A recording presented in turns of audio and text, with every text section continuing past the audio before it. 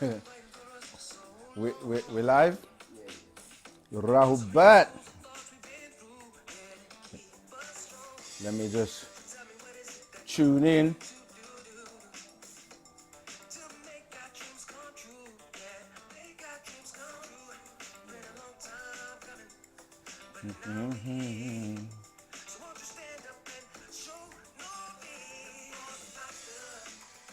Master teacher, freedom for the master.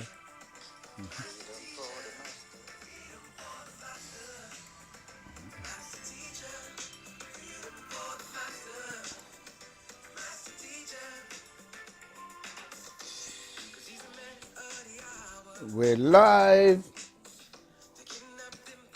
Okay, let's see who's up. Komajilo, Rahubat. Check Chaser, Rahubat. Twambo, Terry, Rahubat, Musa, Rahubat. DB in the house, Rahubat. Draco, Rahubat.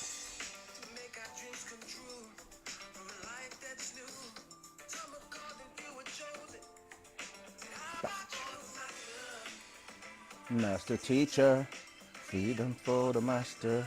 Hakeem, Rahubat.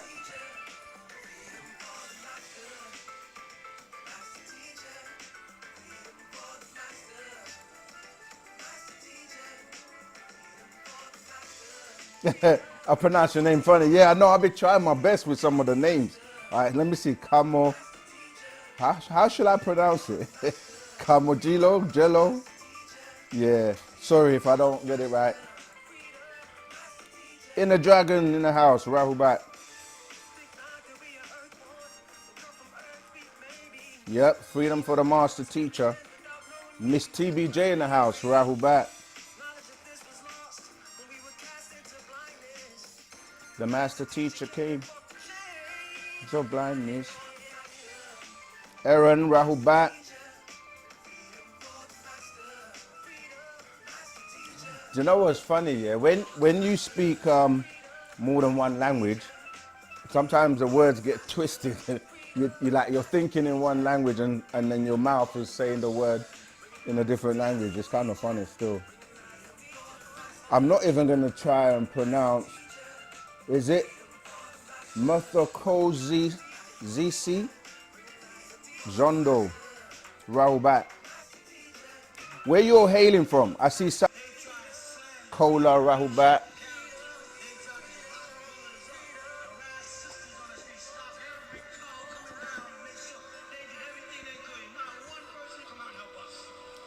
Solar Ray, Rahubat.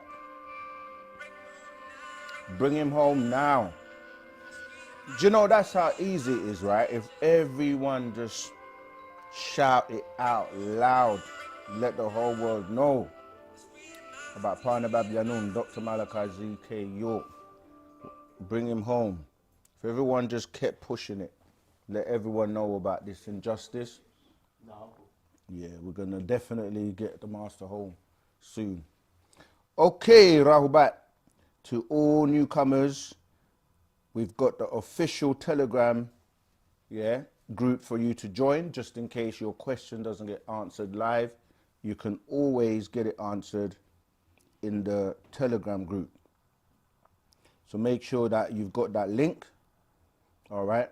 Okay, let's get into it. Is it true? Okay. Wow. Off on the mark. Rahubat, who's calling? Where are you calling from? What's your question, please? Hey, it's the Ken, Rahubat. This is Jose Otep Matabel. Hey, Rahubat, Jose. How you doing? I'm doing my best, my brother. How are you doing? Do my best too, and that's all. The best is all that one can do. Yes, that's it. Second, Tour.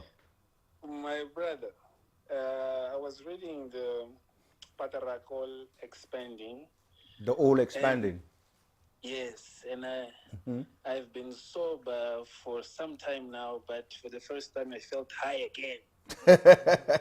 I love that expression. Yeah, go on. So I want clarifications because a lot of points on the book on which I couldn't grasp it right. Yeah. And I just got a little bit blurry and confused. Okay. So starting Let me see if I beginning, can grab it, right? Because yeah, grab it. then I can Because follow along with you. Because, you know, we keep explaining to people about how important it is to read the Patriarchs, because that's the way.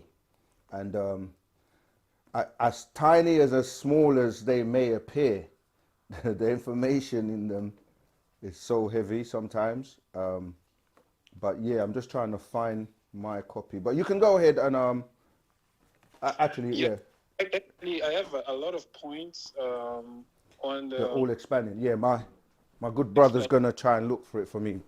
Yeah, go Yes, ahead. Yeah. I have a lot of points on which I need explanation, and some I have questions to Okay. ask. So I can, in the meantime, as you're looking for the book, I can just ask you a few questions that came up, which at least I could formulate the questions, Yes. and what was that all about. I would start maybe from, because since the beginning, from the Yeah. second verse, when I need explanation from, Okay. 2 to 5, but let me see, I have a few questions here.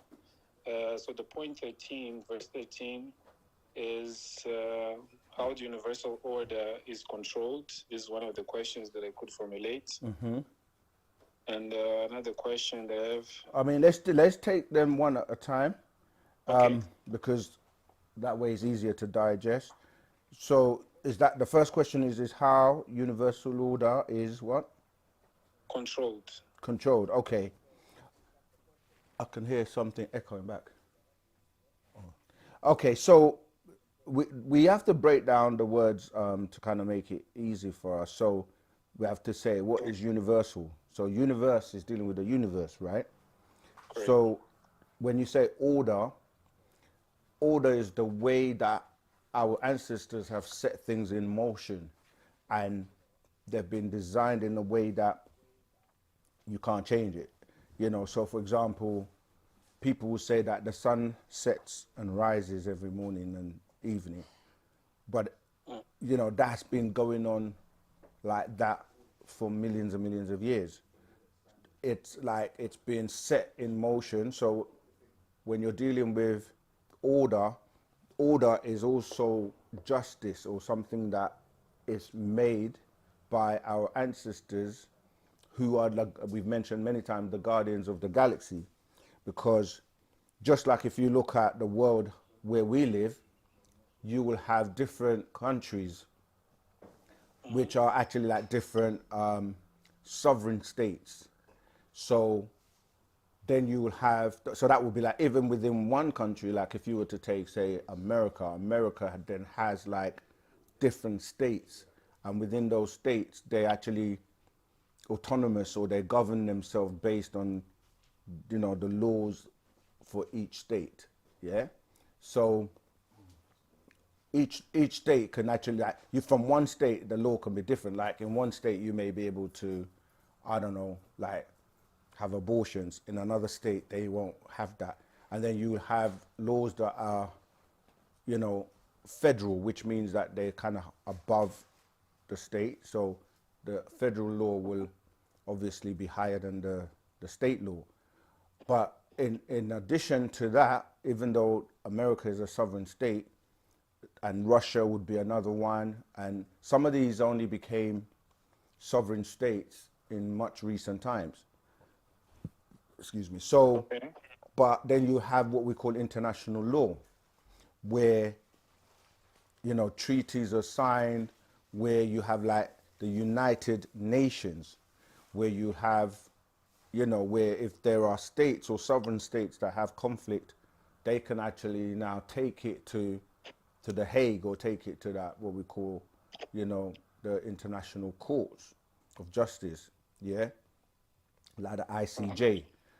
And I'm building up to say that the bigger you go in terms of a country, and then nations, and then you'll have like the planet, then you have the galaxy. So you also have beings from different galaxies that make up a galactic council, right?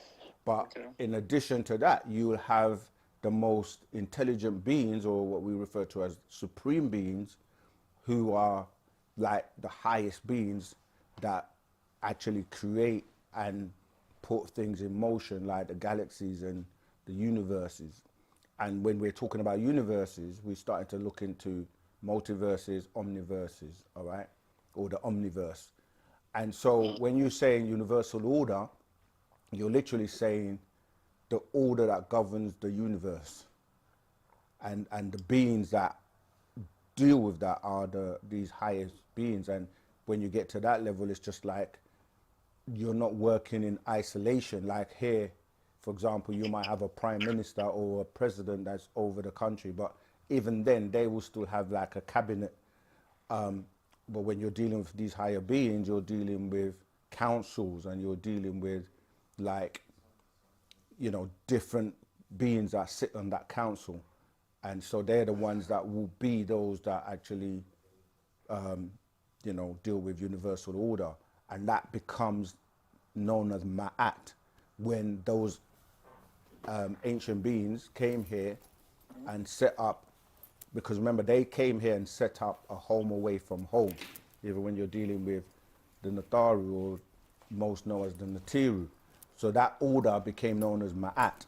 Or when you're dealing with the intelligent beings, they were raised and brought up, brought up in like the highest orders, which would be like the order of Melchizedek, you know, the ancient mystical order of Melchizedek. And beings were then initiated into these orders, the Zodoks or the Zodokite.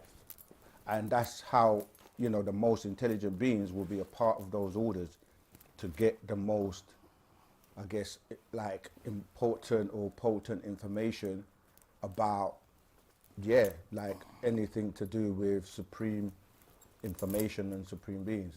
So does that help with that first question? Well, okay, let me just to ask to test the comprehension. It will be accurate to say that universal order is controlled by beings from different galaxies that make the council? No, that would be the galactical order. So you got beings that are part of the Galactic Federation, which is a federation made up of different beings from different galaxies. But then above that, you're dealing with the universe, which is only certain beings. But again, those beings would be the highest beings. So they would deal with the universal order. Okay, so are beings from different universes that control that make the council? Yes. So can you grab the 9? The 9, I think it's up there. So I'll read something quickly from the 9, which will kind of maybe put it more into perspective for you. No, I'm sure I put it over there. It's not there? No. Okay, I'll look for it at some point throughout. Yeah, we've got it right. Right, let me see if I can find it for you. So yeah, have you got the book The 9 by Parna Babyanun, the master teacher? No, I don't have the 9. Okay. For those that are watching, this is it here. It's called The 9. All right, let me see if I can find that bit I'm talking about.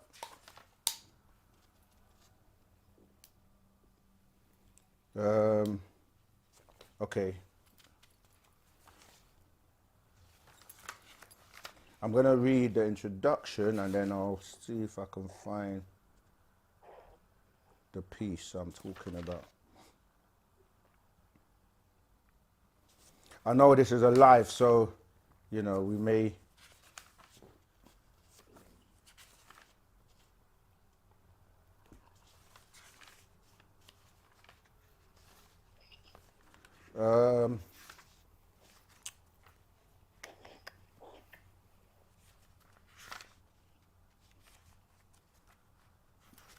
Okay.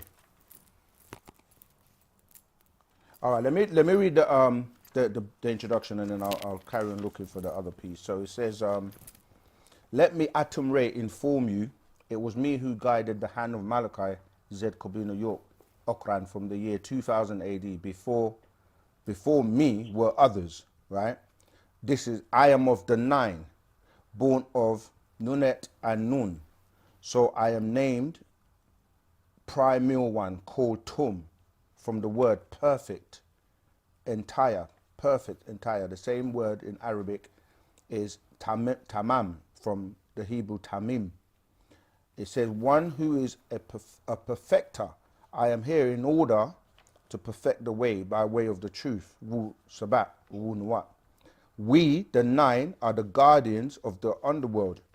That is Sirius, the chamber of the south, in the book of Job, or Job, Ayub 9:9.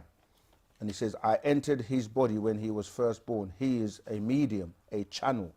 By way of him, we are able to transcribe out formation into information for you all, the lost found people. We searched for you many years until he found you all amongst the sleeping under a hypnotic trance, not remembering self and kind. We returned in 2003 and again in 2013 AD. Yet you all were not ready to depart towards home. We tried to communicate by way of the white and the red races. However, their nature was weak and wicked. We have visited the brown and the yellow races. They are safe by way of us, and many white and red women are safe by way of mixing their seeds with others, because the end of their species has arrived. The year 2000 AD and the 21st of December 2012, the new cycle called 9 support deities in the language of the Mayas, engraved in the year 669 AD, the Tuguru inscription. It is now the fifth world, the first of the next 6,000 years, the seventh day, the millennium. We are from Orion and Sirius, guarding the overseers, the watchers. We will soon depart from here for the final time. You all are the 13th lost tribe the Nuwapians found. So there you heard the brief mention of him being one of these 9 guardians, and that's who I was referring to. But in the 9, when I can find the other part, it explains a little bit more about the 9, the Council of 9 that I'm referring to. But go ahead with your follow-up or your next question. Okay, the next one is on the verse number 7, all expanding. Eh? Did we find all expanding? No? All expanding. Yeah. The Patarat. Yeah. Which mentions incarnated universe. I got lost here. How can a universe be incarnated?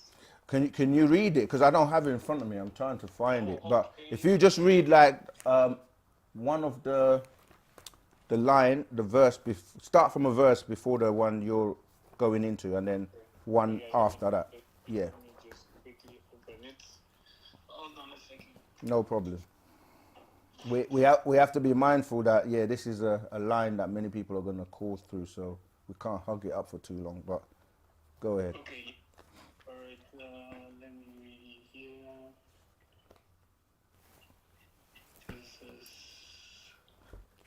This should be 7. Yes, 7.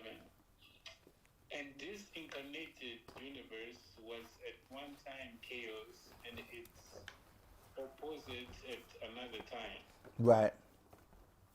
Okay. The incarnated universe here in this context. Okay, so when you're looking at anything today physically, it comes from a state beyond what we consider to be physical.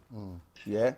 So, like, universes are birthed, just like how, we are born by, you have a birth, you have a period where you grow, and then you also then go back from that state that we refer to as the ether or natural ether energy. So when you're dealing with energy, you can have what would appear, what people would say positive, and then you have what people would consider negative. So yeah, so it's saying that when you look at these, if you read in the Holy Tablets, it actually explains how this universe was birthed. And when people are talking about, they will say the universe started with a big bang, for example. That bang is talking about that birth of this one universe, and from that, it's a kind of like a echo and then ripple things, effect. yeah, that's right. And then things slow down in vibration and become more dense. So that's what it's referring to. Okay, which is the birth of this universe. Yes. Okay, second, I have plenty more questions on this. But I mean, no one has called yet, so keep going until someone calls, okay, all right. and then we can Let's go to interrupt. 22. Yep. Because I'll bring up the points on which I need clarification and help. Sure. 22, I read, and that is what I am or will do right now. That is happening by my body right now, between two called voluntary body functions and involuntary body functions. Right. So when it comes to this point 22, I did not understand the context. However, I could see the previous points that okay, we have the voluntary functions that we can perform and those that are performed naturally by Right. nature. Mm-hmm. So the 22 itself, I did not understand what it means in this context. In the context of voluntary and involuntary actions. No, it says, Yeah, go on, read it again. and I'll read it again, 22. And that is what I am or I will do right now, because it's related with time as well. What is happening by my body right now between two called voluntary body functions and involuntary body functions. What is happening right now is the center which I can sense. Yes. Because as I'm reading right now, I'm talking to you. Actually, I'm having clarity about it. Right. Basically, you know, when you deal with what people consider time, he explains that you have then, which are things that have already occurred, and then you have now, and then you have then, which is considered to be the future. So what he's explaining is that in the now, right, where every moment you're living, it's a now, because the minute you say something, make a sound, that sound decays, so it becomes a then in the past. So you're living now, and the involuntary and voluntary actions that you're executing right now is what he's referring to. So for those who are listening who may not know what we mean by voluntary and involuntary actions, there are actions that you control. Like, for example, I can say to myself, move my hand up, and I will move it up. But there are things that you do which are involuntary, like some Heartbeat. examples. Heartbeat. Yeah, like your heartbeat, your blinking, the internal systems, the way they are working without you even realizing what's happening. These are all involuntary actions that, whether you're aware of it or not, they're going to take place to keep you functioning. And the voluntary ones are the ones you can control yourself. But yeah, I really want to see if I can find it, because sometimes when you read it in context of what is said before and after, it becomes very clear. But yeah, keep going. The involuntary and involuntary, man from Planet Risk goes into that as well. Yeah. So now we can jump to 30 to 31. I need explanation here, but I'll start from 29 to give context, which says 29. Nature is in control of your fate, involuntary, or that which will happen. You are just part of all, Papahood, the all. Then we need explanation. 30. The all is / I am. 31. The time is now. Example, 9 o'clock exists. 32. And there are two 9 o'clocks, 9 a.m. and 9 p.m. Right. I got lost here on the all and the exist. How can I logically Okay. help this? Okay. This? So we have to liken ourselves to the cosmos, meaning that you on your own are a universe, okay? And as a universe, you're composed and behave and do everything that the universe does, right? Okay. So you by yourself in isolation of anyone else is uni. Uni means one, all right? So when he said that there are two states. Remember when I said the then, the now, and the then. So he's explaining that duality where you have 9 a.m. and you also have 9 p.m. But in between those two, you're here in the middle where you've passed the 9 a.m. that took place already, but you're in the now going to the 9 p.m. which is then in the future to come. Yeah? Can you repeat that last part? So, In the future. well, what we call the future, because if you've gone past 9 a.m., yeah, before you get to 9 p.m., there's a space in between 9 a.m. and 9 p.m., right?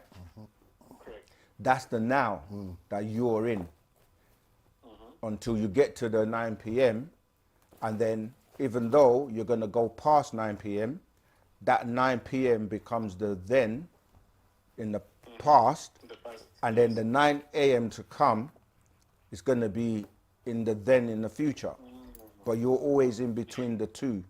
So when you start to look at everything, there are these two sides, and you're in the now all the time. That's why people say, don't focus on the past because it has gone, and don't focus on the future because it hasn't arrived. So really, if you're worrying about what's going to happen tomorrow, tomorrow hasn't come, and tomorrow never comes, because when you arrive at what you're calling tomorrow, it becomes now. You follow? That's beautiful. Yes. Yeah. Yes, yes. And then, as I was saying, if there are two people together, instead of a universe, you now have a dual verse, because each person is a universe by themselves, but when they come together now, it's a dual verse. And then when you add another person, it becomes a triverse. And then it's going to get to a point where there are too many people. Let's say now there's 1,000 people in the room. You're now dealing with multiverses. And that could be 1 million, that could be, 1 billion. And then it gets to a point where you can't even count it, because people use words like gazillion just because they're saying it's too much. That becomes an omniverse. Right, someone else is calling now. So do you have another question? Yes, yes, sure, I do. Which is, and this one actually I've managed to formulate a question. Maybe Okay, let's take that one, and then to be fair to everyone else, we'll take some other calls, and then you can call back again throughout the show and just ask more so that others can get their questions answered. Okay, perfect. Yeah, this last one for this one would be, are we omniverses or we operate in different verses, per se? Excellent question. So individually we're universes, but each person is connected to the other person. So we're all a part of the all expanding, which is what the title of that part you're reading is called. So we're all connected, even though you're by yourself, an individual, you're a universe. And then, like I said, me and my brother here, we'll be dual verse, and we're all connected to each other to the point where we say Pa'apaut, or the all expanding. So you by yourself, if you think about how you came to be, originally you started off as in fact, you started off as a thought in your mother and father's mind, and then obviously they got that thought from somewhere else, because all thoughts go back to what we call the mental reservoir. But from that thought, you became a sperm, and then from the sperm, obviously you came out, you grew as a baby, you've been expanding is what I'm saying, from a child to an adult, and you're constantly expanding. But that's just you, one universe expanding, and you're yourself inside this universe that's expanding, and everyone else is also expanding. So this is why we say, when you put English is what can throw you off, because you're trying to articulate things from a realm where, because I remember your first part was like, how can you explain existence not existing? Oh no, I think that was somebody in the chat, which will lead on. We'll lead on to that. But what you're calling not existing exist. So it just exists on a different level, a different density or vibration. But yeah, so did that help? Yes, very much, very much. I'll call back Okay. with more questions, but so far so good. Tawat. It's clear. It's just the first time hearing such, and thank you very much. Tawat. Appreciate love. I appreciate Ashok. love. Ashok.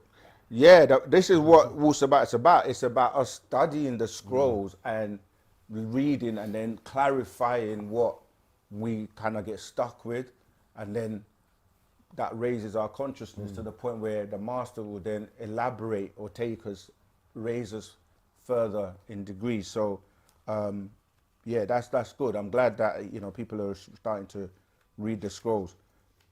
All right, we had somebody else was trying to call, but whilst we wait for that call to come back, see if you can find that bit for me with the 9. the council. All right, remember that you can call in live on the number. Okay, if you're calling from outside the UK, then you need to put the area code +44. Hello? Greetings. 1 second. Yeah, 1 second, please. Let me just finish giving out the number. +44 753 996 3882. Yes, greetings, caller. What's your name? Where you calling from, and what's your question, please? My name is Kerith Muir, and I'm calling from Jamaica. Greetings, Rahul back. Okay, so my question is, one of the times when I was watching Sequin Talk, he said something like Hitler created a humanoid being.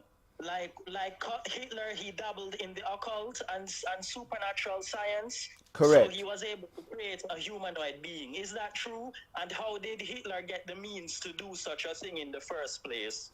Yes, because Hitler was in contact by way of a Madame Blavatsky, who was a part of the Thule Society, and they were an occult, and they basically were in contact with beings known as the Palladians, yeah, from the Aldebaran star constellation, and these Aldebarans were the ones that were influencing him and giving him the idea, and they also gave him technology and stuff so that he had an advantage during the war, and they gave him things like the hovercraft, some cures for like some diseases and things like that. So that's where he got that idea from, because just like the Yaqub story, where Yaqub also was influenced by way of his brain that was being telepathically influenced to produce what was known as the Flugerods. So yes, Hitler was in contact with these witches that were basically able to channel these Palladians beings, who eventually also, manifested and appeared themselves to him later on. And that was referred to as the Aryan race. He was trying to create, to him, a perfect being, which was in the image and likeness of those Palladians. Because if you know that Hitler, if you saw him, he had brown hair and brown eyes. He was from Austria. So he didn't see himself as that being, supreme being, because he wasn't blonde hair and blue eyed. It was by way of these Palladians. Go ahead, brother. Okay, so I'm confused because Christianity make it sounds like Yahweh or Yahweh is the only one that knows how to create life.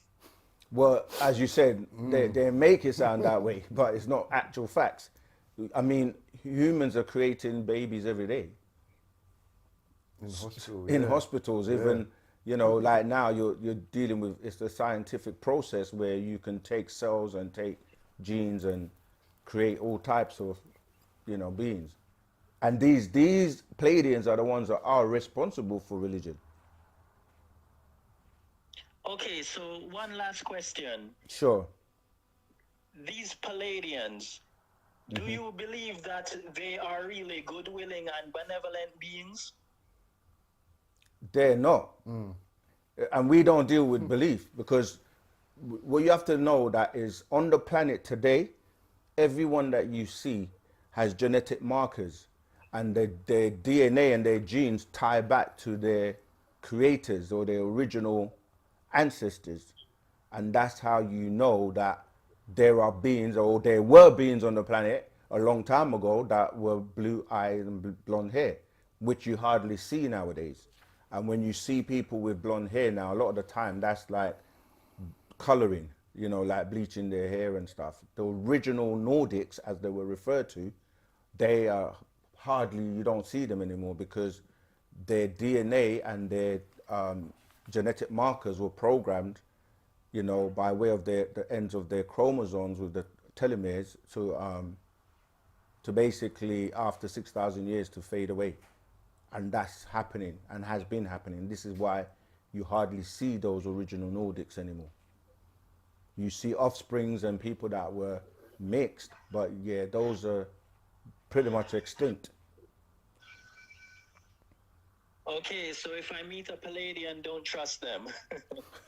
Well, they're agreeable and disagreeable in every race and in every extraterrestrial species, but I mean, it depends what business you're doing with them in the first place, because there are some who have appeared to people, and the master teaches us by way of the scrolls that some of them will appear and come like they're friendly or like, but then they will twist up and tell you, you know, they'll basically double cross you, or, you know, yeah, in the end.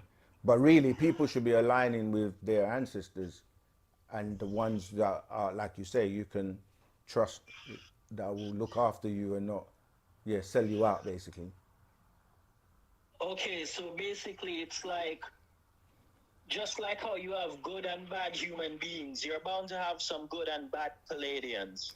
Do you know what? The terms good and bad, it's just English, because something that is good to one person can be bad to someone else.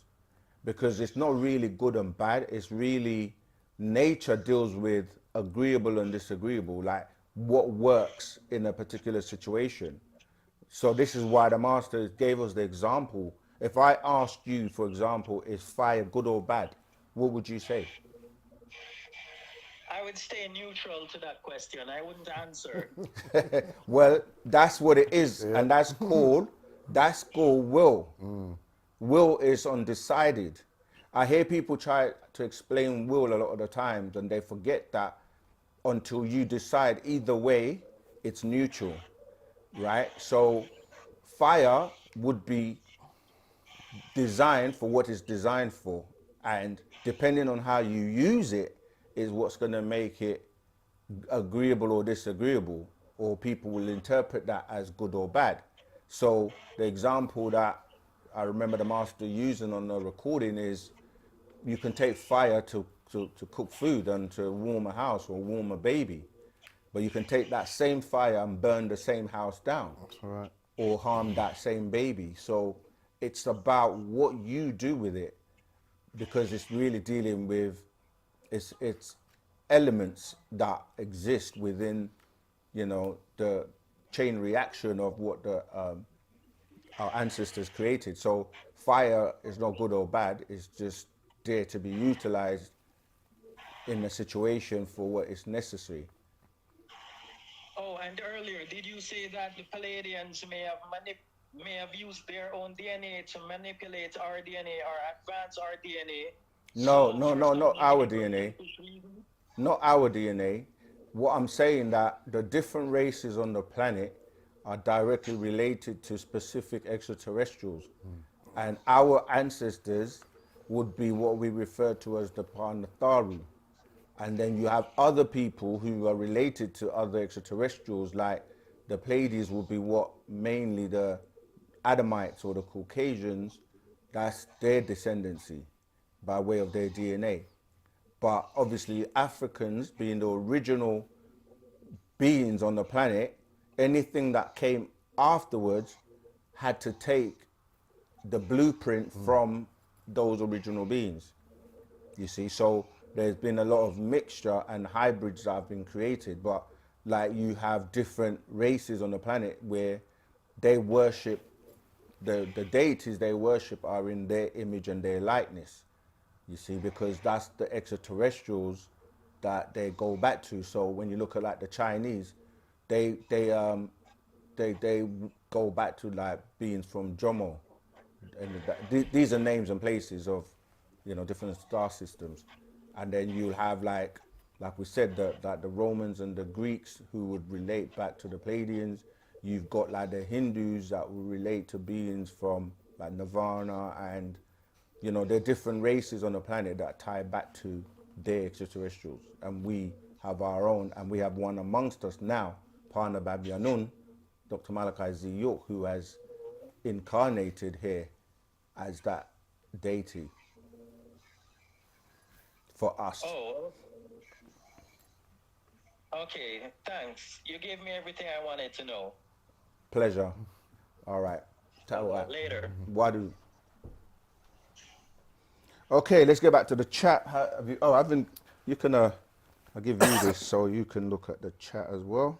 I don't know if this is the one you was looking for. What did you find? Does it talk about the, go on. Violation of the 9? Yeah. That's the one?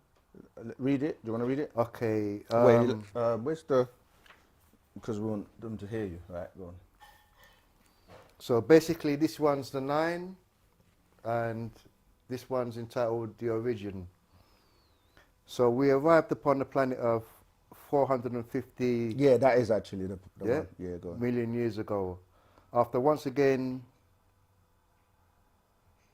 after many visits, 4 million of years ago, from the Orion star constellation, we transported our very own seeds here inside the oceans by way of the dolphin 24 million years ago, and we examined them from time to time. Okay. Yeah, so that just relates to these same beings that we're talking about. Greetings, Rahubat, Leon.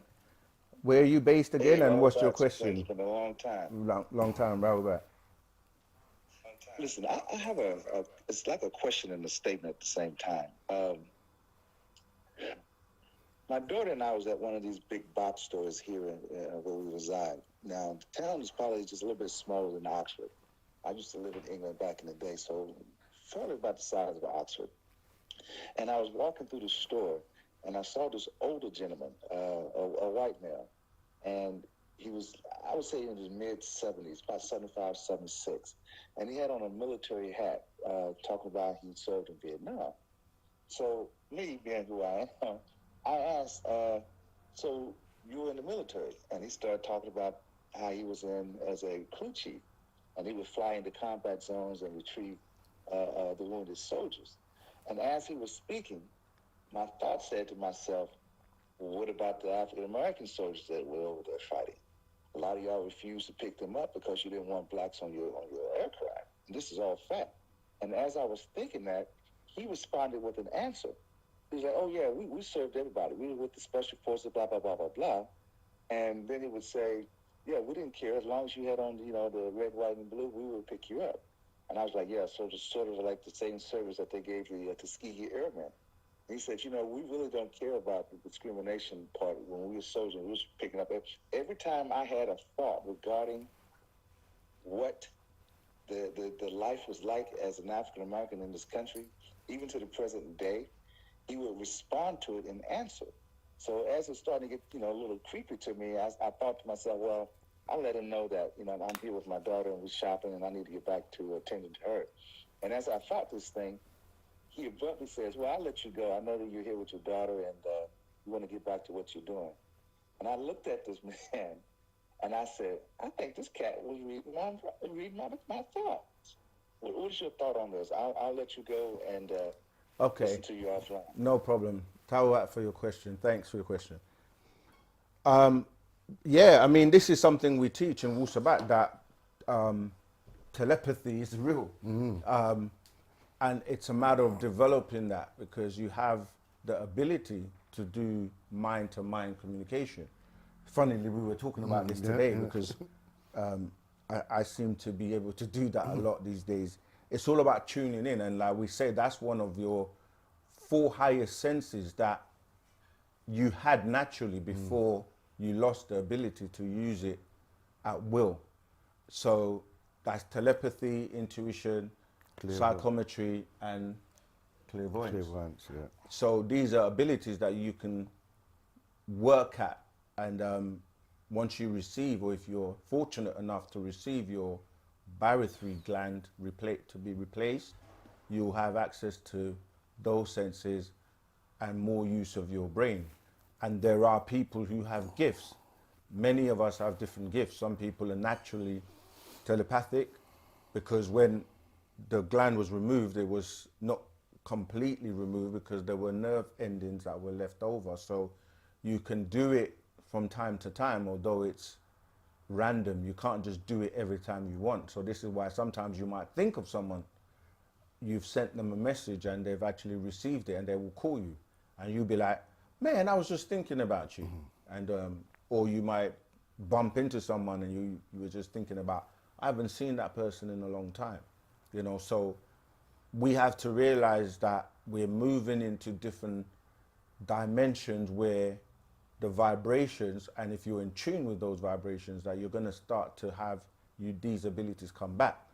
We've been dumbed down with using all of these devices, and not, like the master put it, we haven't been exercising our brain, because we've allowed the introduction of technology by way of these extraterrestrials to dumb us down. Because I remember when you used to remember everyone you knew's telephone number. Like, you didn't have it stored on your phone, and you wanted to call someone, you had to remember their number. And like, now looking back, it's like, how did we have so many numbers? All your family members, all your friends, you knew their numbers, and now you don't, because everything is stored, and most people don't even know their own numbers. That's real.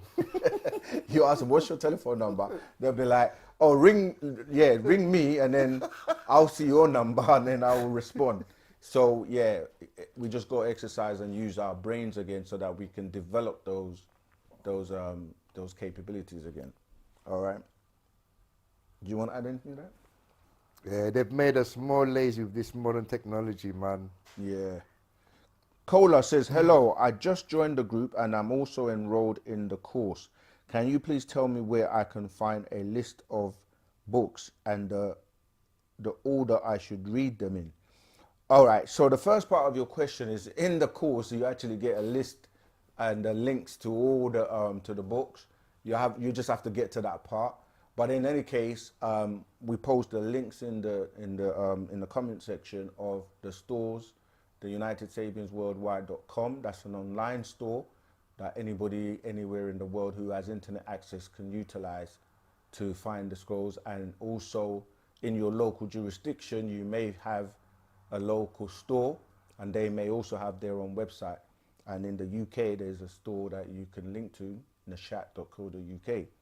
The second part of your question is really interesting, because people, they come from the Adamites system of the way they teach, and they think that everything has to be in an order, in a sequential order, that you have to get A before you get to B, before you get to C.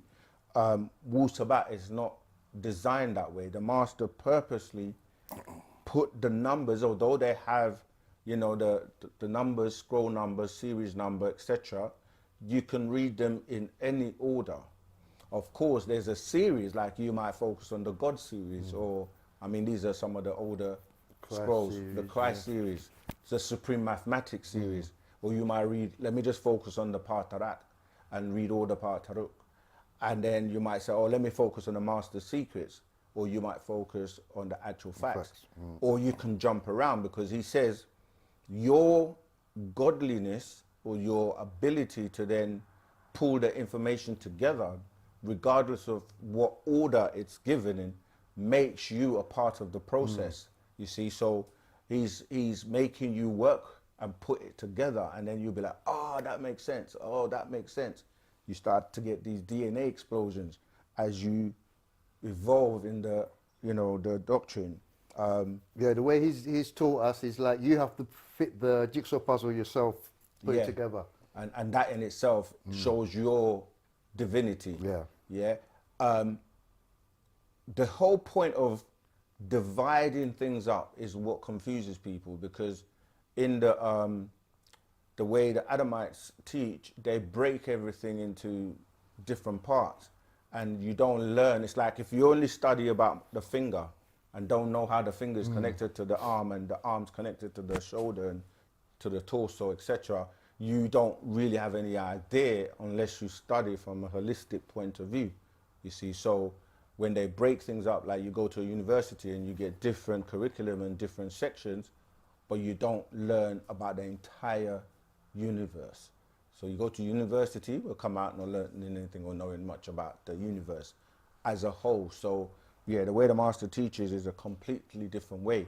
And often people come with a mindset of how they've been programmed and expect to bring that into Wu-Sabat, when Wu-Sabat doesn't work like that. It's completely a different way. It's a different culture that you have to, I guess, adapt to. Yeah. Okay, let's keep going. I've got one here. Chaser, I don't understand quite who created us. That's right. Who created us? Should we fear the Anunnaki? So the question is who? HU is a being in ancient Egypt who created you. So in the question is the answer, because he's the creative force of will. Creative force of will. You see, so when you know about these are the beings I was talking about. They're like the higher elemental beings. You got different types of elemental beings as well. Something coming in here? They say something flesh. Yeah, I think someone's trying to call, but Okay. yeah. So these beings are these higher beings, like when you're dealing with Saya and Hui, Hika and Sia. Hika and Sia. These are tones that are uttered to bring things about, just like the universe had a utterance or a big or a bang or a clashing or a sound that then brought about a chain reaction of things slowing down in density levels to come down to what we are now looking at in the physical world. But each world has a counterpart that is in what people will tend to refer to as the spiritual realm or other realms beyond the physical. All right. You got another one, or should I? But he says, should we fear the Anunnaki? Yeah, you should, because some of them are just they just look at you like food.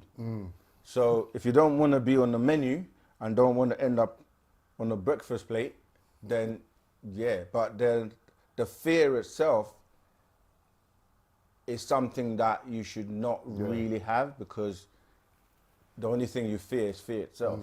And fear is really, like we say already, false evidence appearing real. So it's about knowing. When you know something, you kind of eradicate the fear. You know what to do in that particular situation. So no, we don't really fear anything, but at the same time, if you don't know and you just believe something, then you could end up like in the movie, The Fourth Kind, where if you watch it, it's a documentary movie because it's a real event, a real incident that took place, and what they've done is like fill in the gaps with actors to convey the entire, story of what took place. But it was about a female in Nome, Alaska, where, the Anunnaki beings came and they took her. Was it a girl? Was it a girl? The fourth kind. Yeah. Yeah, they took her daughter. And on that, you'll actually hear the voices of the Anunnaki, and they basically told her that your daughter's gone. She's been eaten, and obviously she spent her whole time trying to get her daughter back. So I'm saying, if you don't know where you're going, or because some people feel that if they're approached by an extraterrestrial or a craft and they say, come with us, it's just like, think about it. If you're driving, you're walking down the road and someone pulls up in a car and say, come in, jump in. Balaclava on and everything. Forget even the balaclava. Would you jump in the car and go with them? Yeah. It's the same principle that that's why we teach our children from young, Don't talk to strangers. Don't talk to strangers, because you don't know what their intentions or motives are. So it's the same thing when you're dealing with these beings, that you have to know them and know who you're talking to and have the information. Because people are like, yeah, I just want to go, I just want to leave here. But where are you going? Do you know where you're going? So yeah, it's important to not just be gullible. Okay, that was it. I just said the same question. My question is, should we give ourselves new names with the Sabian language so that we vibrate higher? I was just about to read that one. Is it? Yes, but at the same time, because this was discussed in the Telegram group, and I kind of like didn't say anything because of what I'm about to say. Definitely, we have a book called the Book of Names, or the Tamarian Book of Names, which you can get and pick a name. But you have to remember that we get our names in different ways. Some people are fortunate enough to have been accepted into like the ancient Egyptian order, and they receive their tones or their names by that means. But you can choose names, like for example, you can use a system like in Ghana, the Ghanaian way, which you have names based on the day that you were born. So if you want to get away from using European names, or what people term the slave masters' names, or the government name, govern your mental name, the government name, you can change that. But because we receive our tones, which are unique to each individual, because you have, you know, a variation of different tones put together for you specifically. So if you use the same tone as someone else, then you're kind of like vibrating on the same tones. It's just like the master teacher taught us, like if you use a name like, you know, John, or I don't know, what are the popular names, John, Peter, he says that that is actually a vibration, a tone and a frequency. There's a part of that called Yours Names that is very good for you to read, so you can learn about tones and how names are tones. But anyway, he explains that when that tone is uttered, every being that, dead or alive, that has actually been called by that tone will also respond, or the resonance frequency will be the same, and that energy will be channeled in your direction. This is why he says we've got to stop calling on names that are not really resonating with us, and they basically affect us in a negative way, you see. So because the monotheistic religions, that's the first thing they do. Once you like accept to be, you know, born again, or baptism, the baptism, or taking your shahada, they give you a name, and those names are normally names that you're calling on these deities, these disagreeable beings that are the ones feeding off of your energy, and the ones that control you by way of your radio in your head, you see. So yeah, choosing a name is a very important thing. Even in our culture, you know, we name people based on their nature, their characteristics, and didn't just pick names or make up tones that are, you know, harmful to you. Okay, do you guys work out? Yes, we do. Well, are you still working out? Walk. I do plenty of walking. There's plenty of walking. Yeah, we do work out. I mean, I don't know if what more. I don't want to show you my 12 pack here, man. He's a 12 pack, you know. Yeah, we do work out. More like I do a lot of nature stuff, walking, cycling. You know, we do some circuit training. I have a personal trainer. So yeah, we do work out, if that's all you. We're all supposed to work out, to be honest, because your body's designed, like, you know, for you to get cardio, for you to get that heart pumping, or stretches. It doesn't have to be like strenuous, like lifting weights and, you know, like, you know, walking is one of the best forms of exercises you can do. Breathing. You need to get fit, so when them Tillians start running after you, be able to run, mate. Because if you're not, I don't think the run is you're gonna be able to run. These beings, some of them are really like tall and they're very far. What's that? Midnight? Is it no? Arrival. No, that midnight. Midnight what- Meat Train. Yeah. Watch some of these movies and you get an inclination of what some of these extraterrestrials can do. Some of them can just twist their head around and turn their legs the other way as well. So, okay, let's keep going. Are there any connection with Wu-Sabat and yoga? Not stretching part of yoga, but the part that unites your... Yeah, of course. All of these come from Wu-Sabat. Wu-Sabat is the original natural nature of, you know, the science of nature. So, yeah, so basically you can... it's all about, I was just saying, we have the book of, the breath book, which deals with how you breathe, you know? And, yeah, so when you say yoga, yeah, a lot of these come from our African... We actually have a AEO school called EMA, which is ancient martial arts. Yeah, ancient Egyptian ancient AEMA. That's what I'm trying to remember. Yeah, ancient Egyptian martial arts, which tells you how these guys like Kung Fu and all these, you know, yoga and all these things, Tai Chi, all of these things come from our ancients, our ancestors.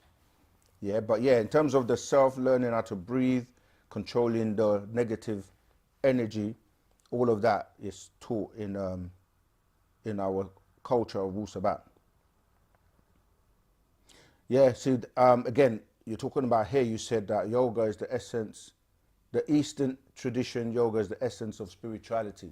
But spirituality is only one level. You have your soul and you have...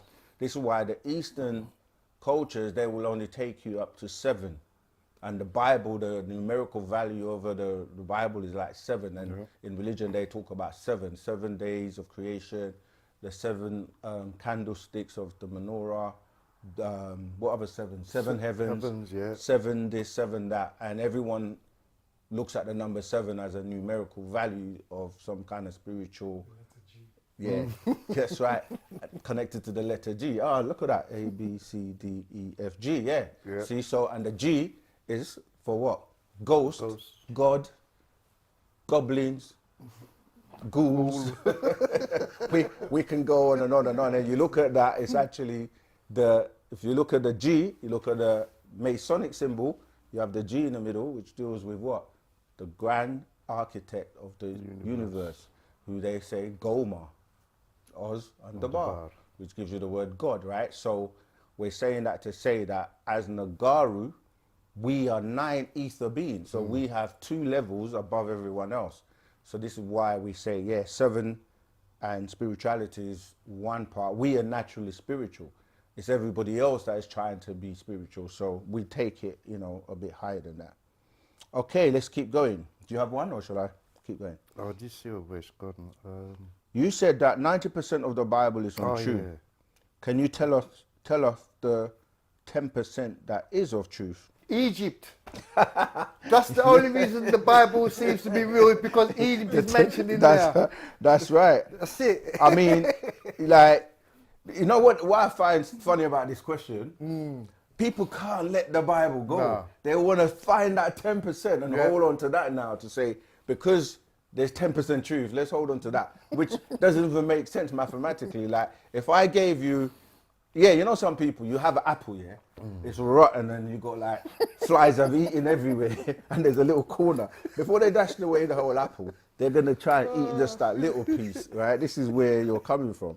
But the truth is really, my brother said, it's Egypt, because Egypt is the bait, because Egypt is real.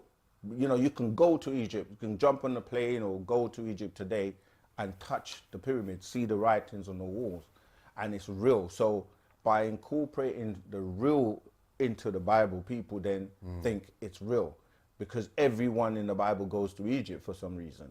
You have to ask yourself why, you see. So what else?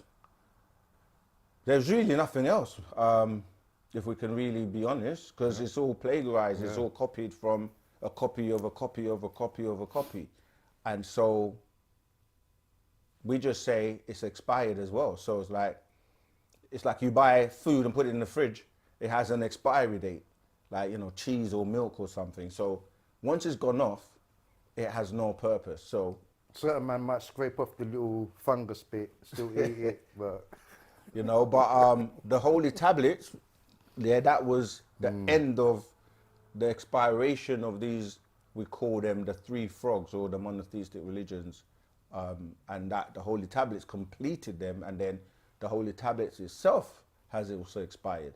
We're not saying, because people always try to twist what we say, we're not saying don't read them, we're not saying that you can't make some use of it, especially when you're talking to somebody that is still caught up under that spell.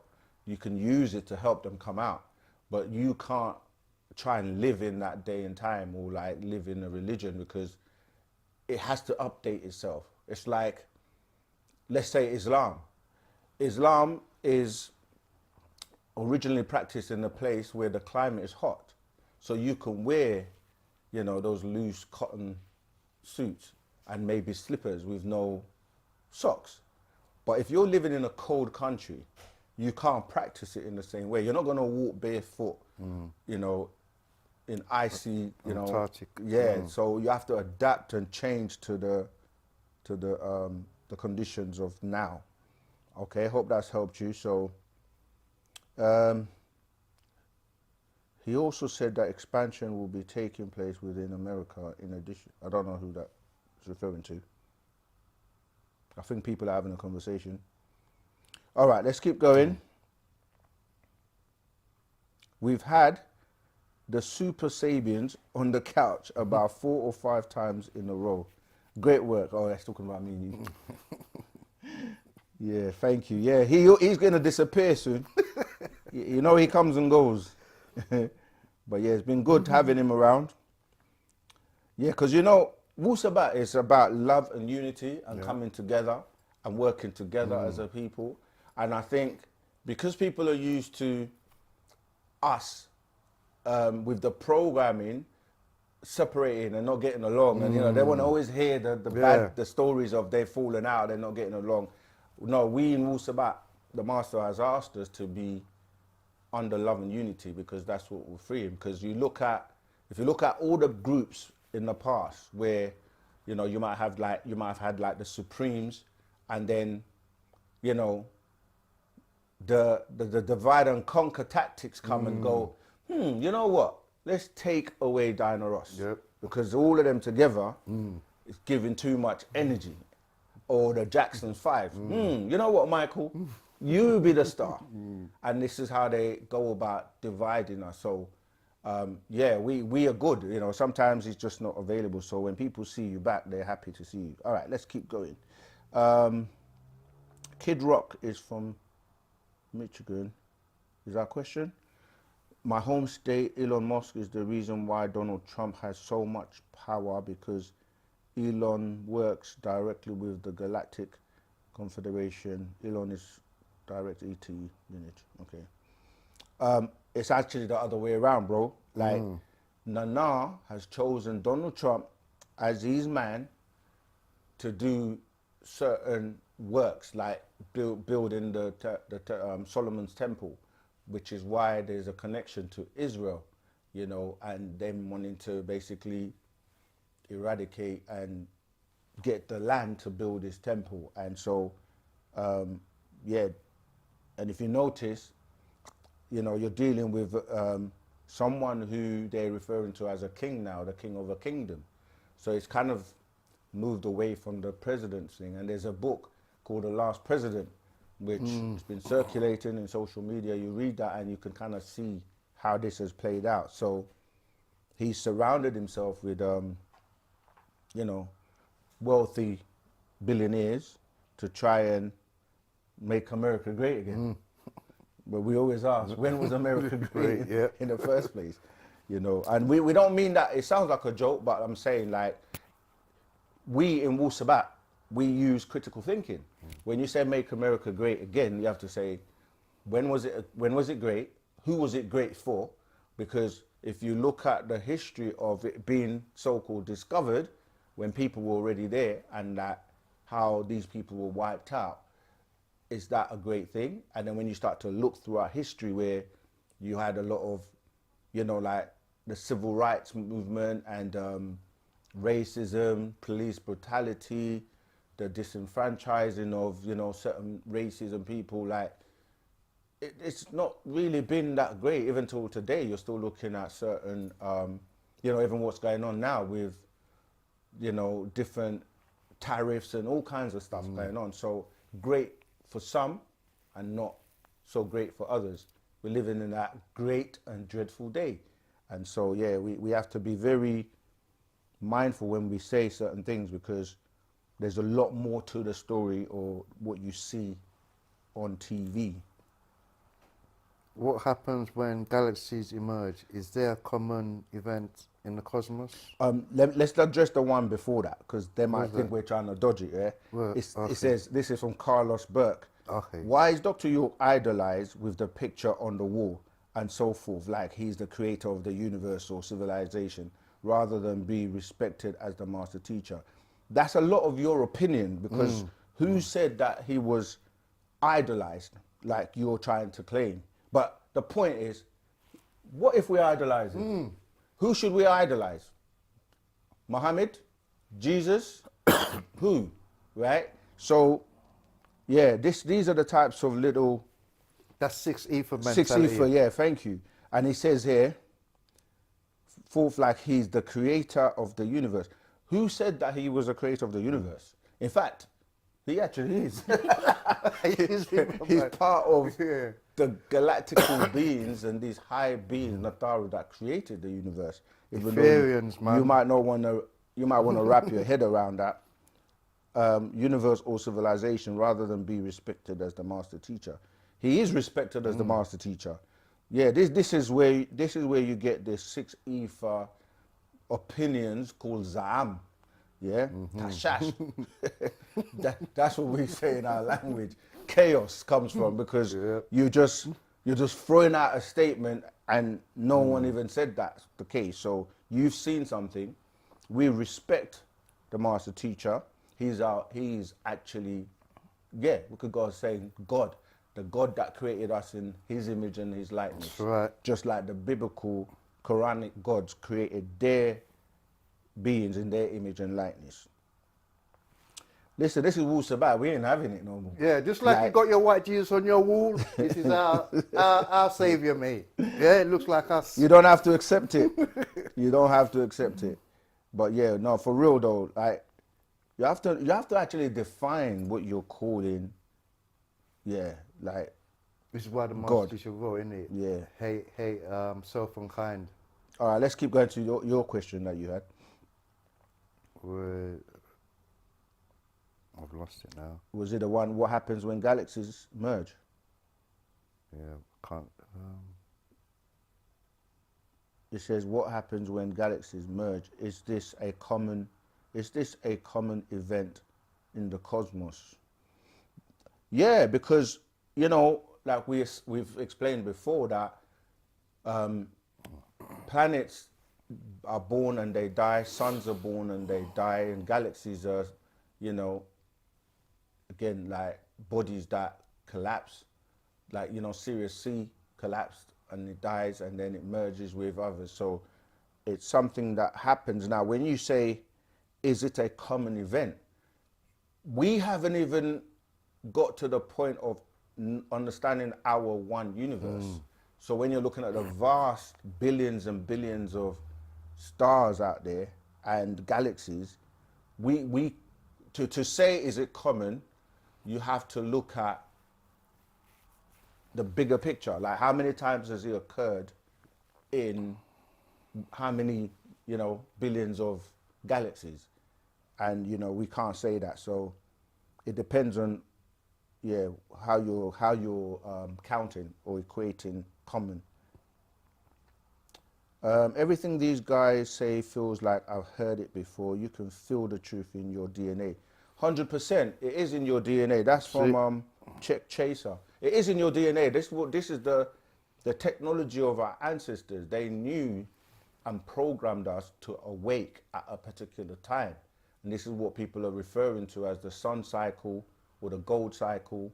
and the Aquarius age, the shift in dimension, consciousness, because your DNA is programmed with these genetic markers, you see, and they go off. And this is why we say, when you listen to the master's voice, he has 3 tones in one that resonate with you, and when he's speaking, you're feeling it, as you say, and that will wake you up. And we call this a DNA explosion, because it's real. It's like you feel it. It's like when you go to a concert, or you're listening to an artist that can hit those tones that you feel, and you have that song on repeat, because it's making you feel so good that, you know. So yeah, you're right that, you know, this is a genetic doctrine. Yeah. DB, What's the question? what do you make of the public announcement? Crater Lake, Oregon, US, in 2026, 2027, the only people who will be permitted to approach the lake will be park and scientists, she said. I'm not too sure on that one. Yeah, we did with Wu-Sabat and tried to stick with, you know, what we know about. I'm not sure about who's saying that. You have to ask them. Rahubat caller, what's your name, where you calling from, and what's your question, please? Jose Otep again, continuation. Okay, go ahead. Yes, so going back to the all expanding Patarak, the verse 57, it says that all things in existence are about you, that is equally away from you. Can you elaborate this? I did not Sorry, I got understand. distracted a little bit. We're trying to find the part Tarak, all expanding, but can you repeat the question, please? Yes, verse 57, Yeah. that says that all things in existence are about you, that is Right. equally away from you. Yes. I did not understand this. Okay, I got you. So, remember when we explained that you are your universe? Right. Correct. That means that everything in existence to you is in direct correlation to you. So you are the center of your universe, right? So you are the center of the universe. So without you, imagine this, you're in the center of a room, or, you know, wherever you are. Everything that you see around you surrounds you as you being in the center.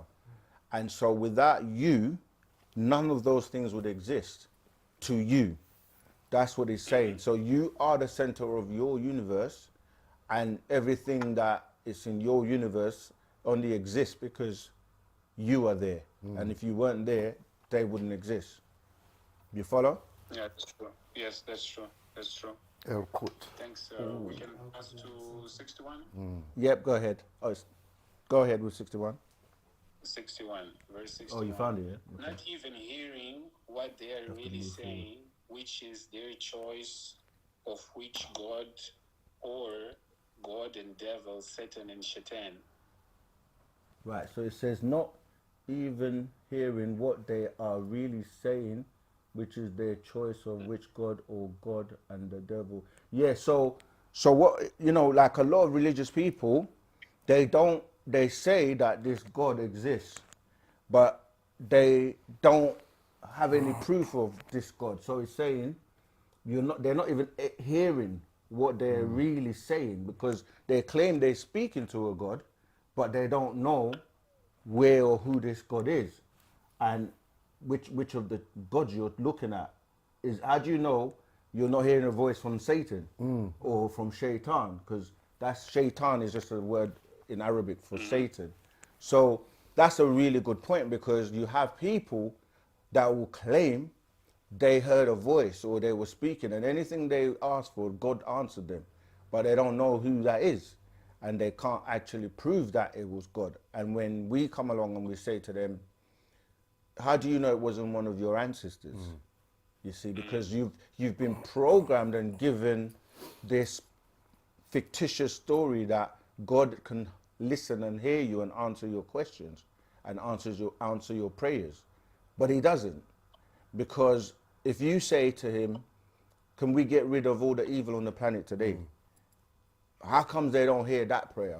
Or can we get rid of the devil? Can we not have any wickedness on the planet? No starvation. No starvation, no diseases. The first place. Yeah, because the reality is that God and the devil are the same being. So,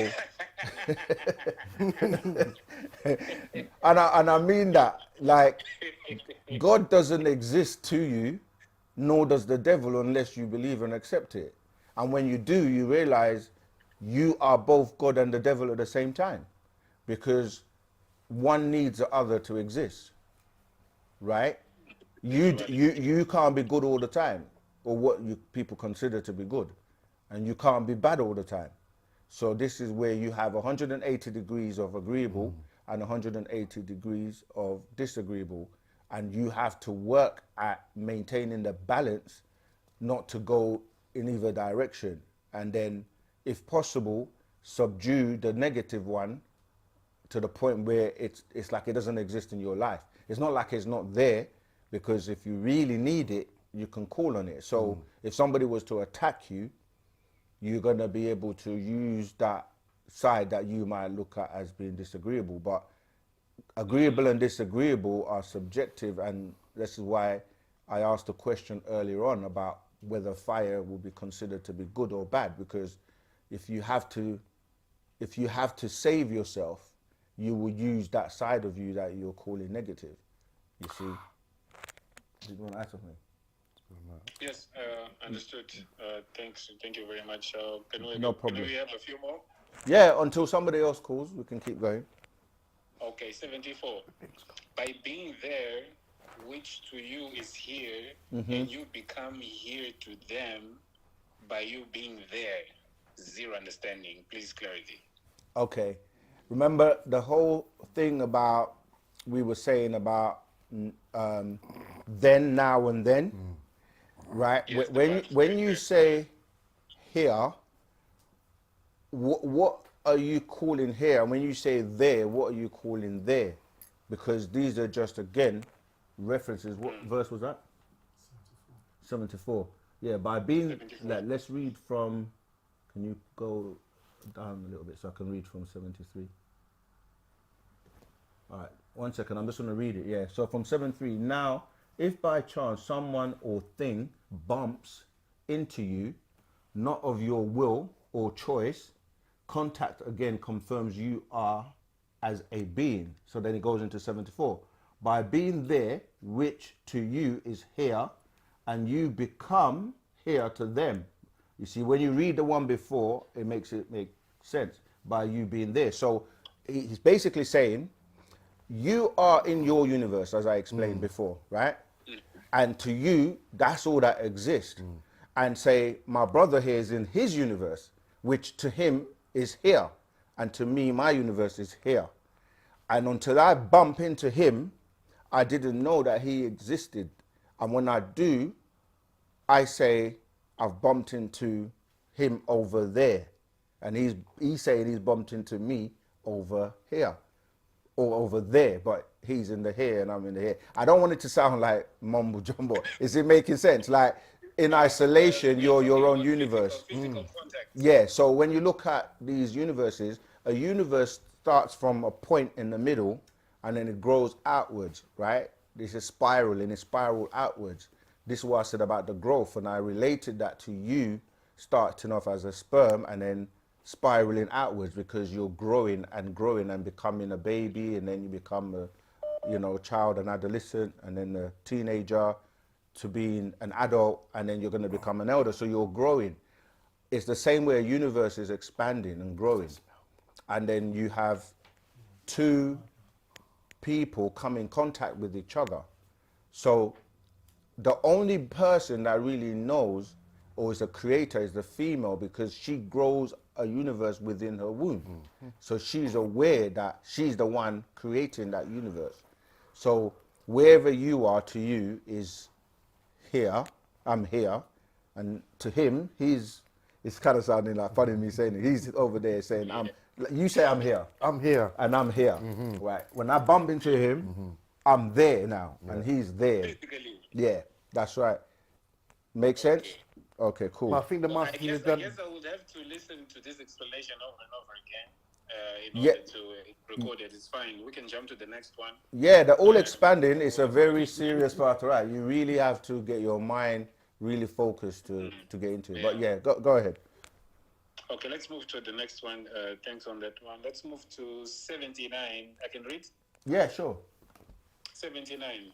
You Oh, make yeah. reality real in your own world of choice, and the moment you give that up by faith versus fact in those other beings from other worlds, you change your divine fate as God being and become a devil being.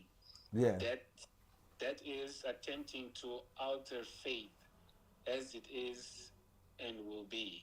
Yeah. So again, he's saying that you know what's going on in your world, which is reality or real to you, yeah, in your world. So every choice you make, everything that you do in the moment, because you're living in the now, right?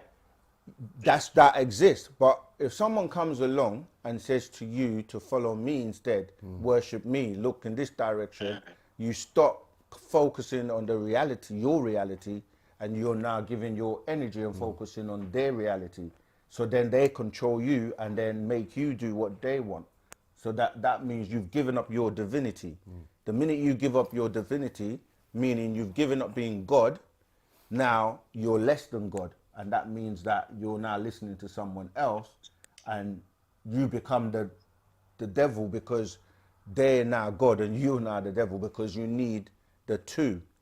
You see what I'm saying? Like God needs the devil to be The God. duality. Yeah, and the devil needs God to be the devil. Without either one, there's no. Let me make it a bit simpler as well. It's like law enforcement, like what we call the police. Yes. What would the police do if there was no crime? There's no job for police. There's no crime. Well, there will be Everything is jobs, God.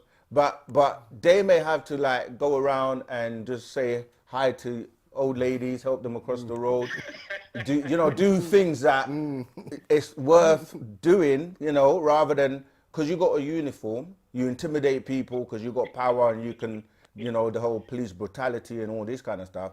So when you don't have that type of, it's like a soldier. A soldier wants a gun, especially if they've been to war and they like killing, and then they come back home and they don't have anything to do. Like they will end up going out and doing all types of devilishness because now it's like they're missing that buzz, that adrenaline, you see. So you become converted from being agreeable to disagreeable because now you're giving your power to someone higher than you. Okay, very much understood Okay. or overstood. Thank You, you. I literally said that in my head and then you said it after. That's telepathy right there. Yeah. but go ahead. We haven't got another caller, so you can finish off your next Okay, question. let's move to 90. I will start reading by. We're literally reading the whole of the all expanding, but I'm glad because Yes, because that's what I told you at the beginning. The fact is, it's everything Is it connected. 90? yeah, And 90. it's a lot of verses on yeah. which I could not overstand them. Yeah. And that's why we have classes and we have, people to come together so that you can interact and ask questions of things. You can't just read the scrolls in your own, in isolation because there may be things that you need someone else to clarify for you. So go ahead. Yeah, well, most definitely. Okay, 89. Are you ever alone? Not at all. You are with yourself at all times. The question is on the 90, verse 90. How? Because you know you exist, and that separates you into beings physical and spiritual at the same center at all times. At all times. Correct. So, Yeah. yeah, he says, how do you know you exist? Pinch yourself. You're going to feel the pain. And he said that if you know you exist and you know where you come from, which is from your mum and your dad or your parents, then you confirm that they also exist. And if they do the same, they will confirm that their parents exist. And if you keep going backwards, you will find out that when we say our ancestors are dealing with the deities that we know can confirm they exist. Now, when you go on to, it says, are you ever alone? Look at the word alone, right? Most people don't see this. When you spell alone, if you break it into two, you have all one. So, Oh, yeah. so we are all one. But you're given this illusion that you're alone as an individual. But as it says, are you ever alone? No, not at all. You are with yourself at all times.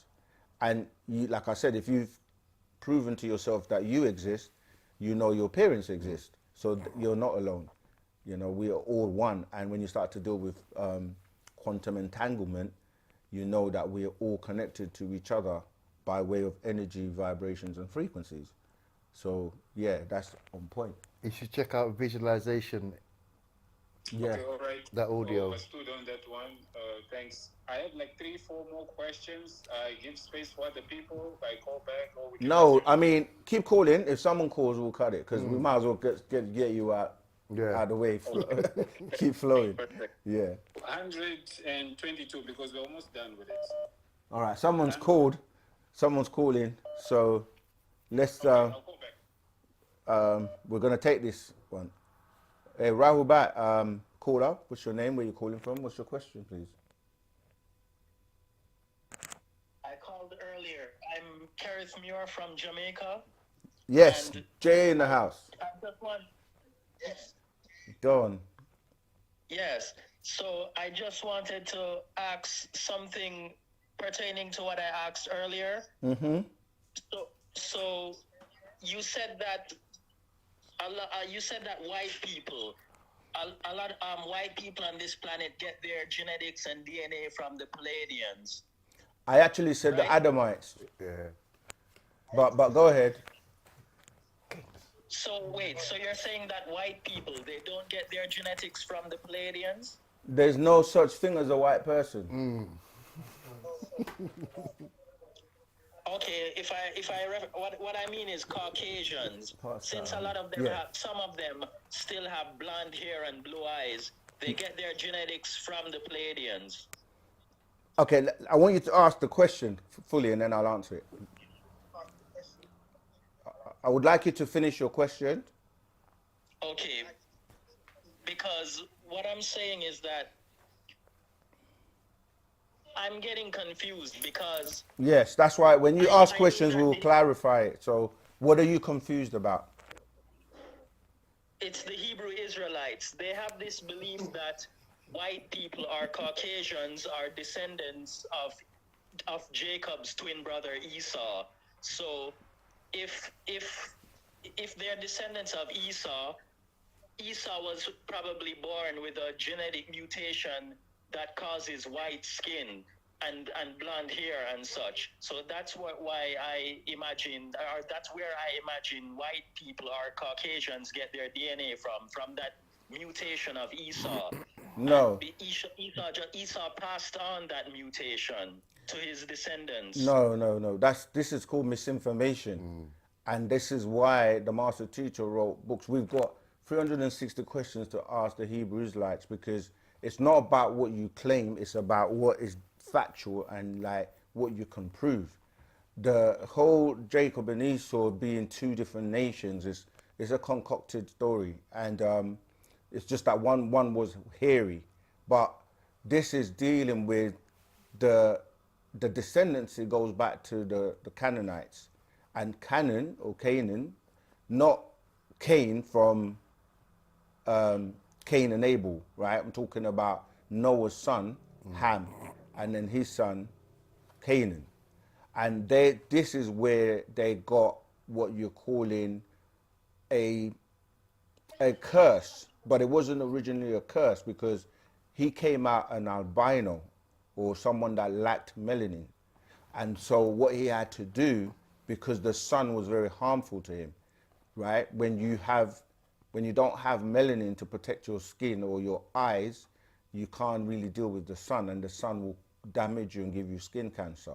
So what he had to do was move into the mountains because it was cooler in the mountains.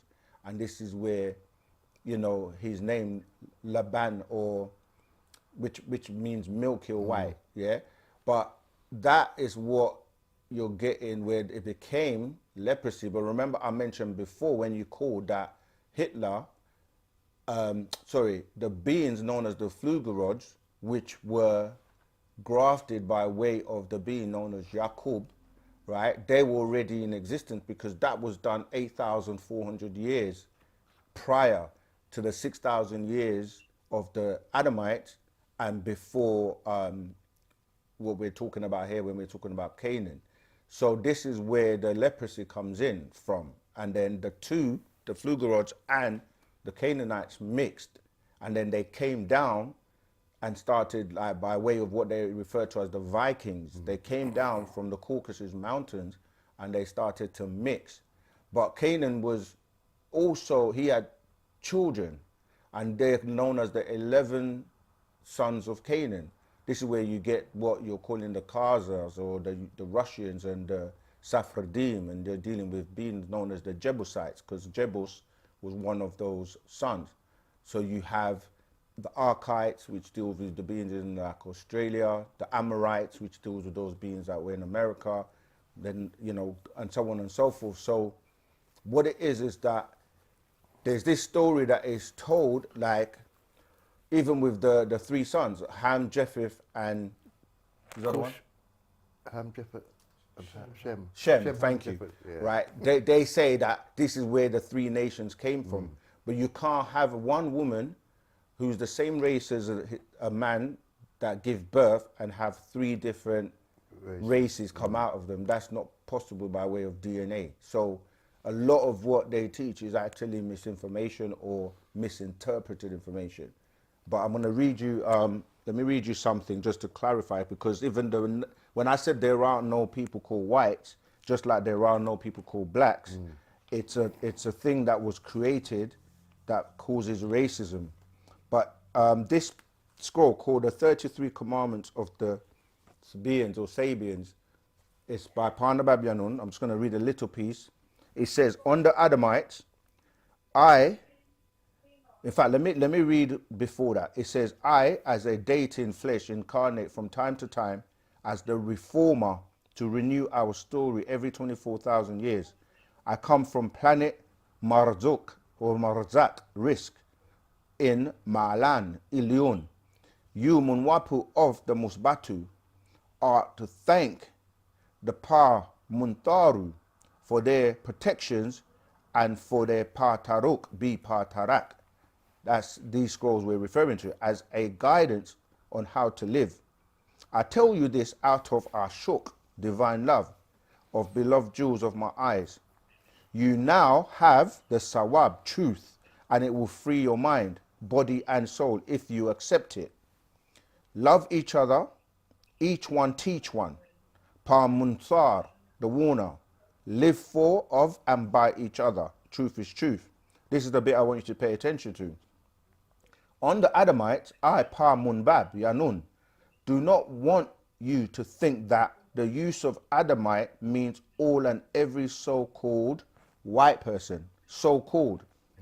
It does not mean that. There were many Murapu, Europeans, on planet Earth long before the making, grafting, breeding of the hybrid seed of the Muadamu, Adamites.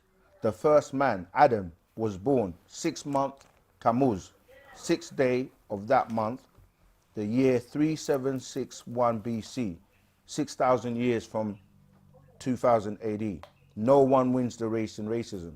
So yeah, this is what we're basically saying, that there were other beings that were here that are not referred to as whites. And this is what I refer to as the Adamites, which were basically grafted by way of these Palladian beings that we mentioned before. And they were only given 6,000 years to rule and have dominion over the planet. And that ended in the year 2000. And this is why now, due to the genetic markers, they're being wiped off the planet. Does that help? Yes, that helps. And there's something else I'm wondering. This is a question that comes to mind when you said that human beings are related to or are mixed with extraterrestrial races. Right. Now, in the Bible, when it says that these beings called the sons of God had children with human women, and the children of those unions were the Nephilim. So the Nephilim is basically No, like it was the half Nephilims that alien, had the children. That's Genesis 6:4 you're referring to. So the Nephilims, which the word Nephilims means to fall down from the word Naphala, because they came down here, as you said, and mixed and produced offspring. Okay, so basically what the Nephilim are these supernatural, half human beings, or half extraterrestrial, half human beings, correct? No, that's their offspring. So the Nephilims themselves would be these, like when we talk about these Anunnaki and these beings that came from up down, and then they kind of like raped and produced offsprings, which will then be hybrid, because it tells you that they went in onto the daughters of men, and they produced these offspring that were weak and wicked, and they didn't like what their nature was like. So they became hybrids because they were now part what you would call extraterrestrial and part what you would call human. And there are goodly people on the planet today that still have Nephilim genes.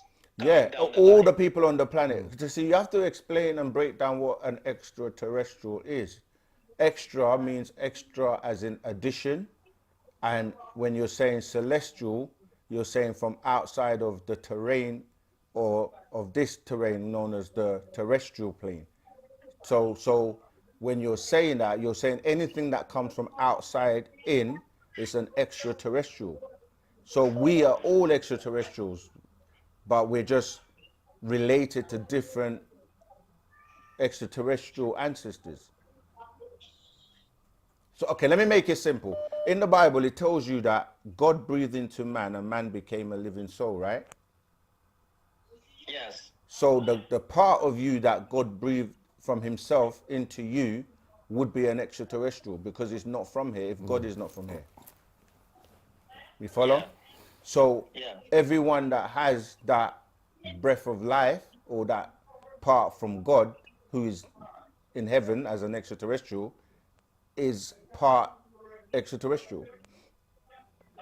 That's not even dealing with the science of panspermia, where we're dealing with meteorites and things coming from outside, bacteria coming from outside the planet to germinate this planet and then create life forms. You follow?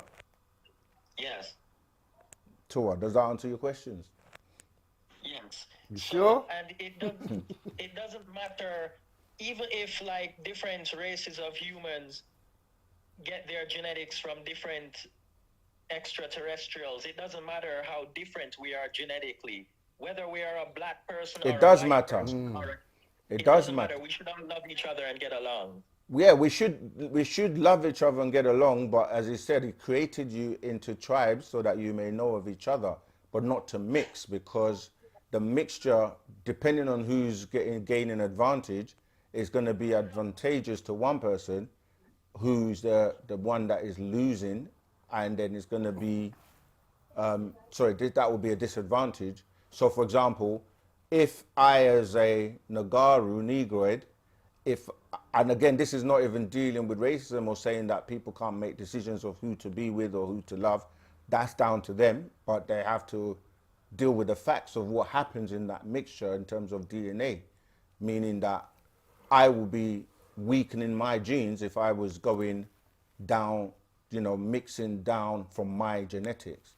So, for example, you look at Michael Jackson of the Jackson 5, when he first came on the scene, he had strong Nagaru genetics. Afro hair, big nose, big lips, dark skin.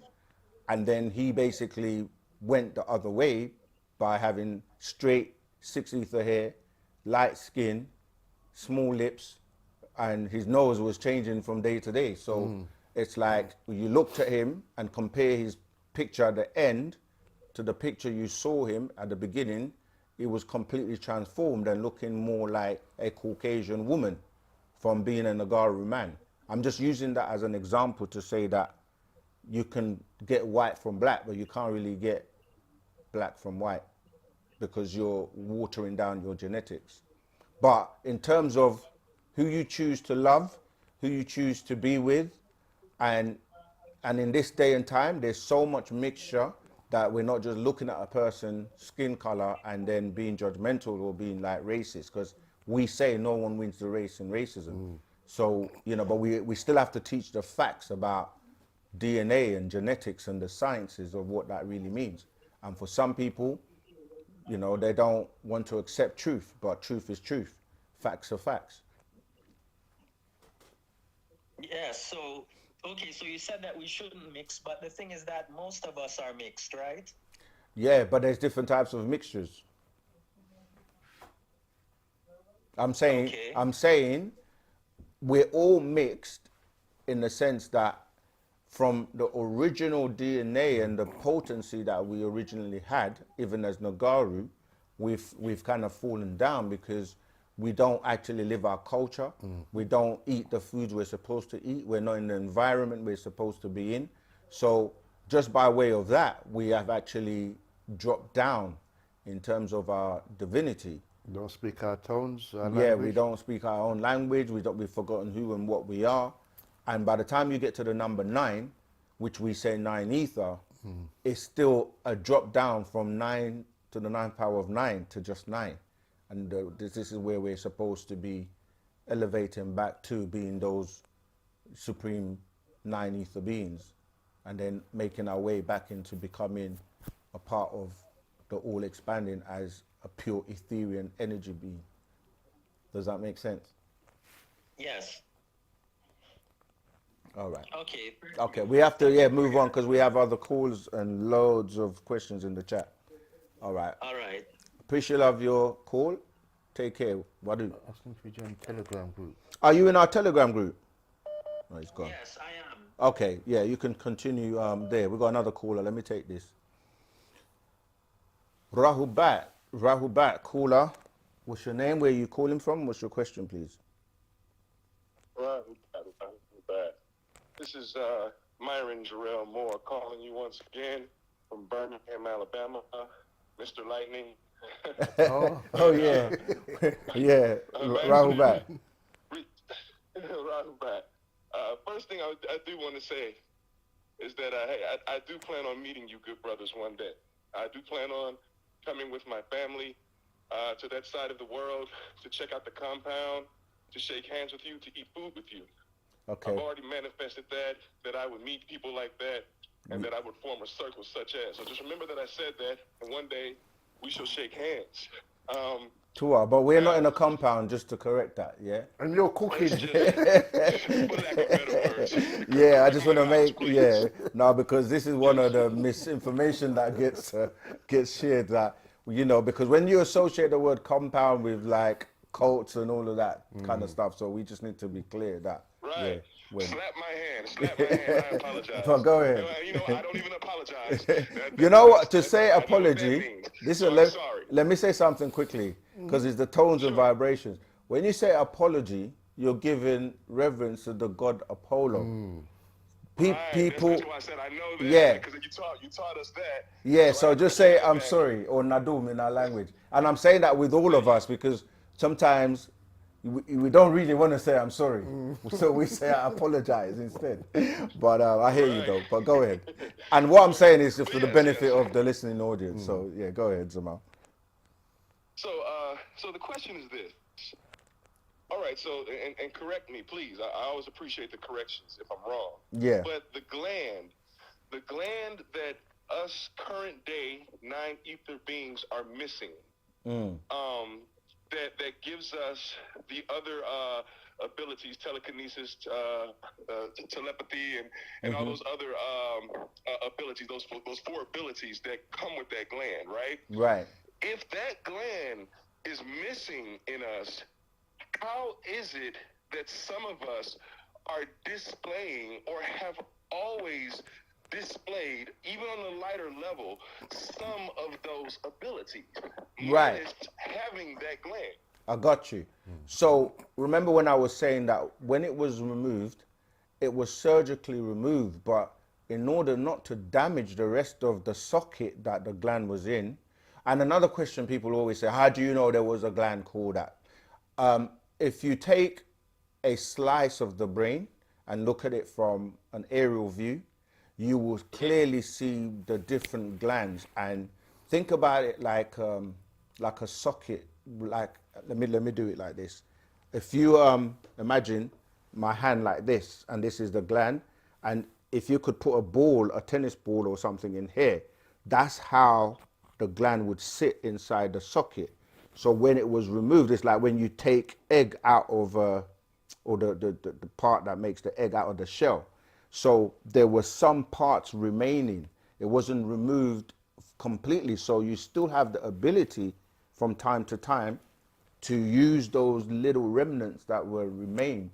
And that's why you can do it, but you can't do it at will. Like you can do it by chance, or like as you develop and start to tune into your higher, being, you start to use, the abilities. Like if you start to concentrate and focus on meditation and start to do a lot of introspection, and you start to connect more to your spiritual aspect, then you will have ability to use those like tuition, telepathy, psychometry, etc. But you can't do it at will. Like anytime you want to call somebody, you can't just speak to them telepathically, but you can from time to time randomly.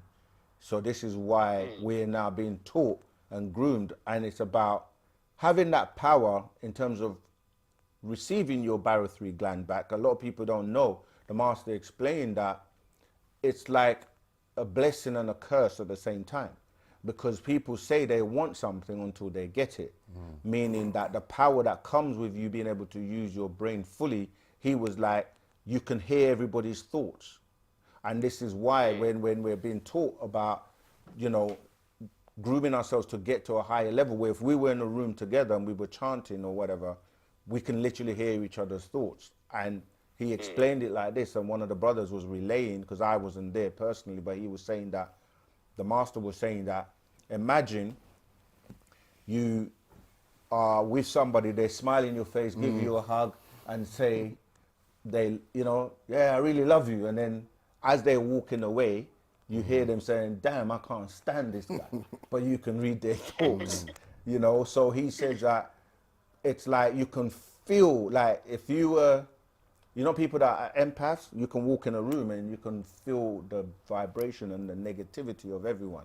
So he's saying that sometimes you got to be careful what you wish for, because you'll be able to see things, interdimensionally, you can hear things, but you have to learn and be taught how to control these powers. And that's what the fact that we're being taught Wu-Sabat and studying these scrolls is doing, to develop us into a shook, knowing how to really be those types of divine beings where, you're really vibrating on a higher level, and you don't get caught up with the lower vibrations and the mundane things that divide people, religions, racism, and all those types of things, anger, selfishness, etc., etc. But go ahead.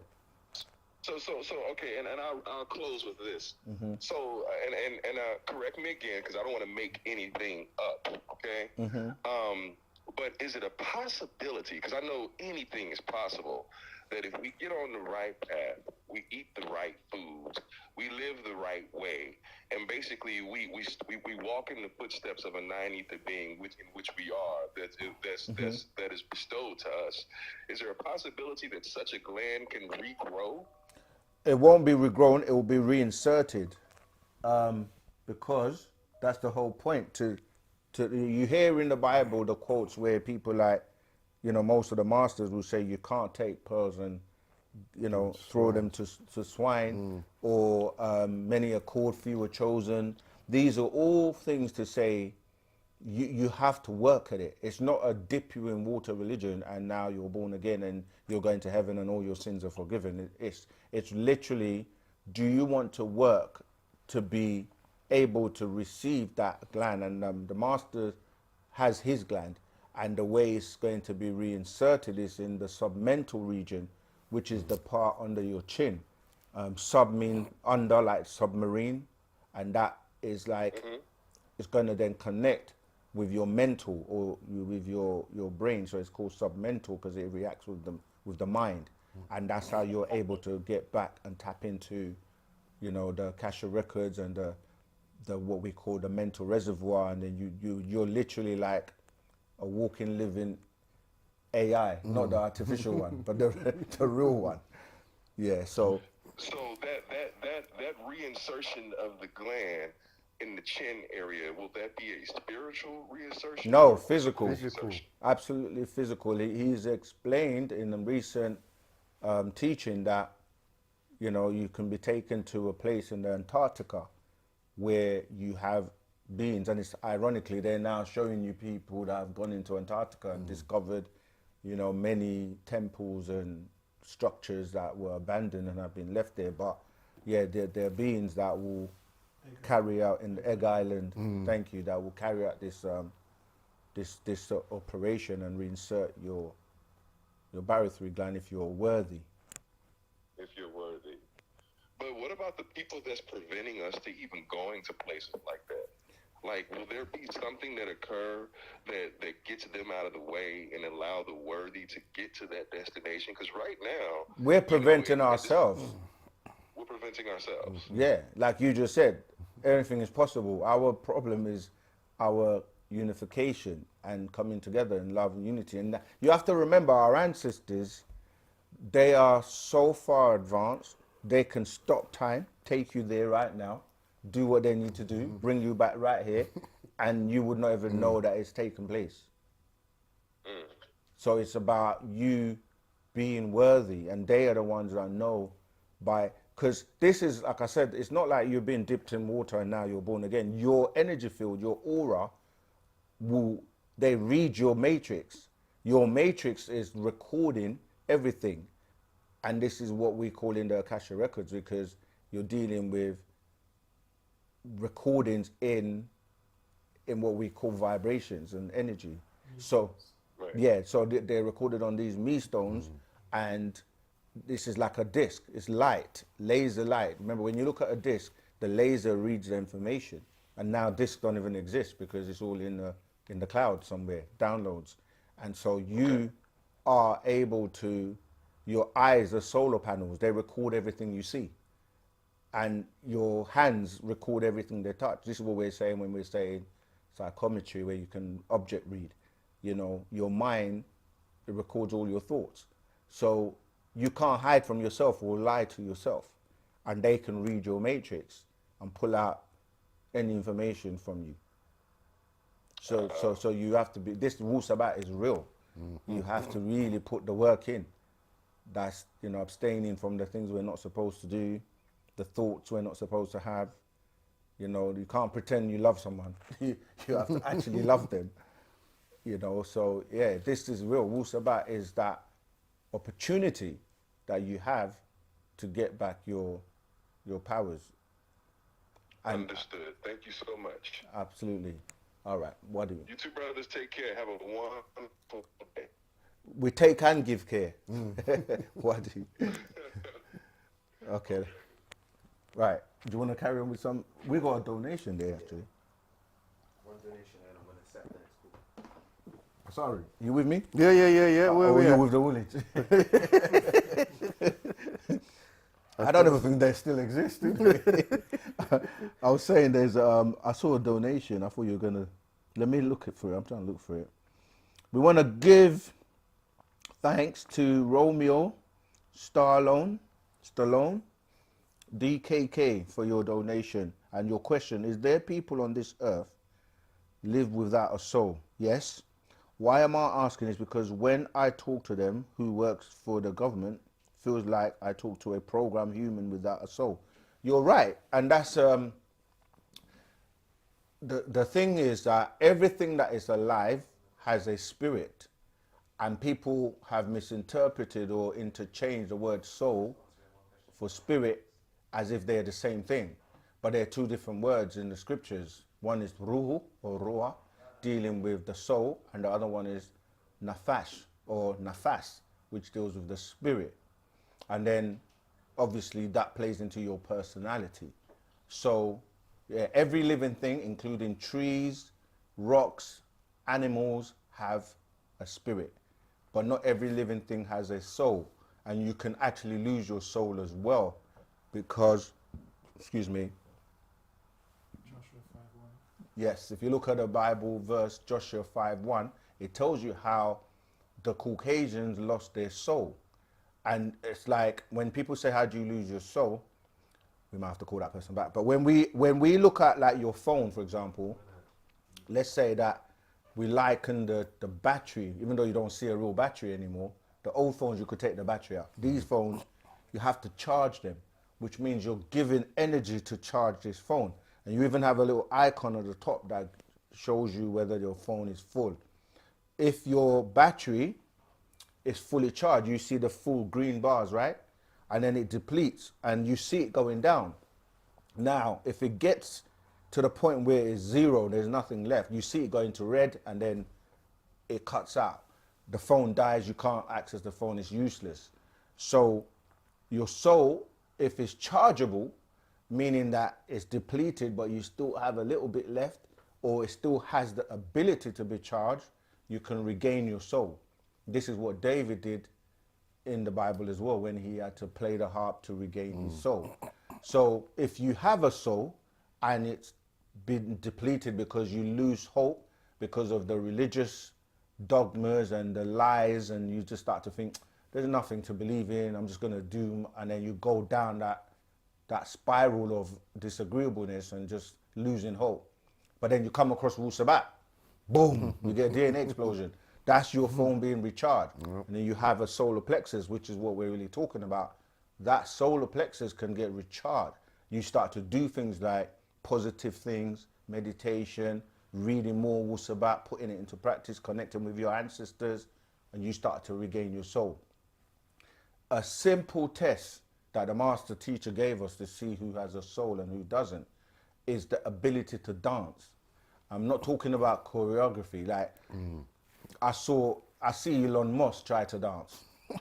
And look at it for yourself. There's no rhythm. It's because the connection between the etheric world, the spiritual world, is your soul, your etheric cord that ties into these higher dimensions and beings.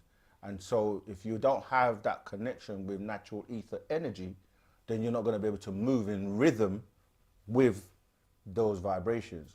You see, so yeah, so we're saying that not everyone that's alive has a soul.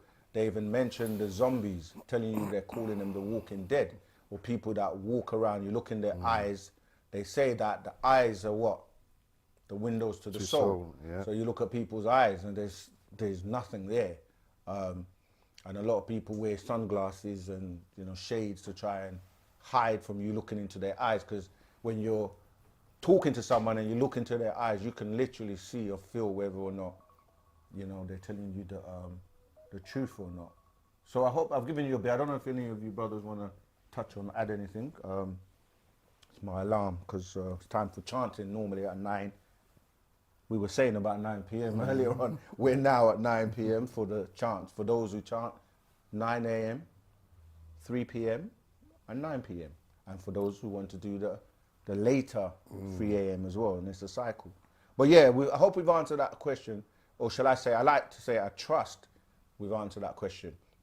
Because a lot of times when I respond to texts, we have to try and get away from the programming of English. People will say, I hope you're okay. I hope you're well. You can't really hope on things. You need to know.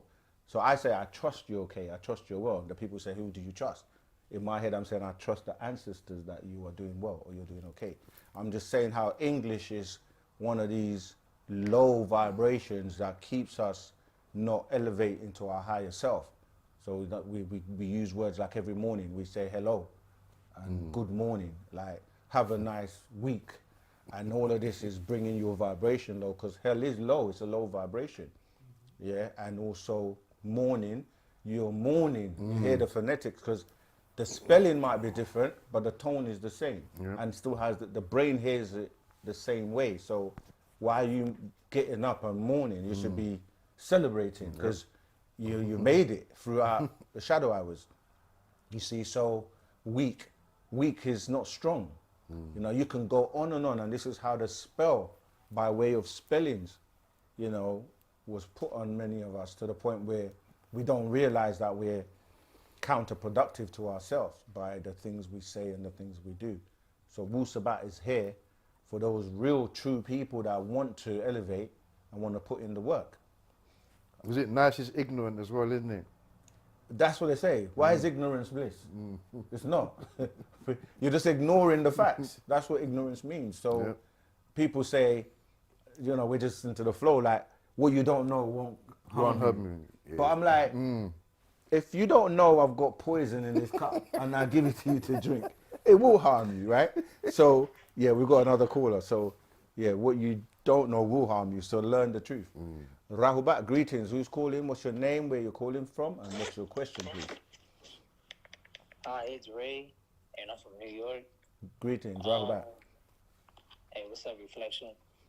My question is, how do I remember my past lives? Because lately, like, I just been figuring out my ancient powers that I used to have in dreams and meditation, and I just want to figure out, like, everything about, like, my birthmark meanings is my past lives. So do you know how I could just tap into that? Yeah, we do. It's called Wu-Sabat.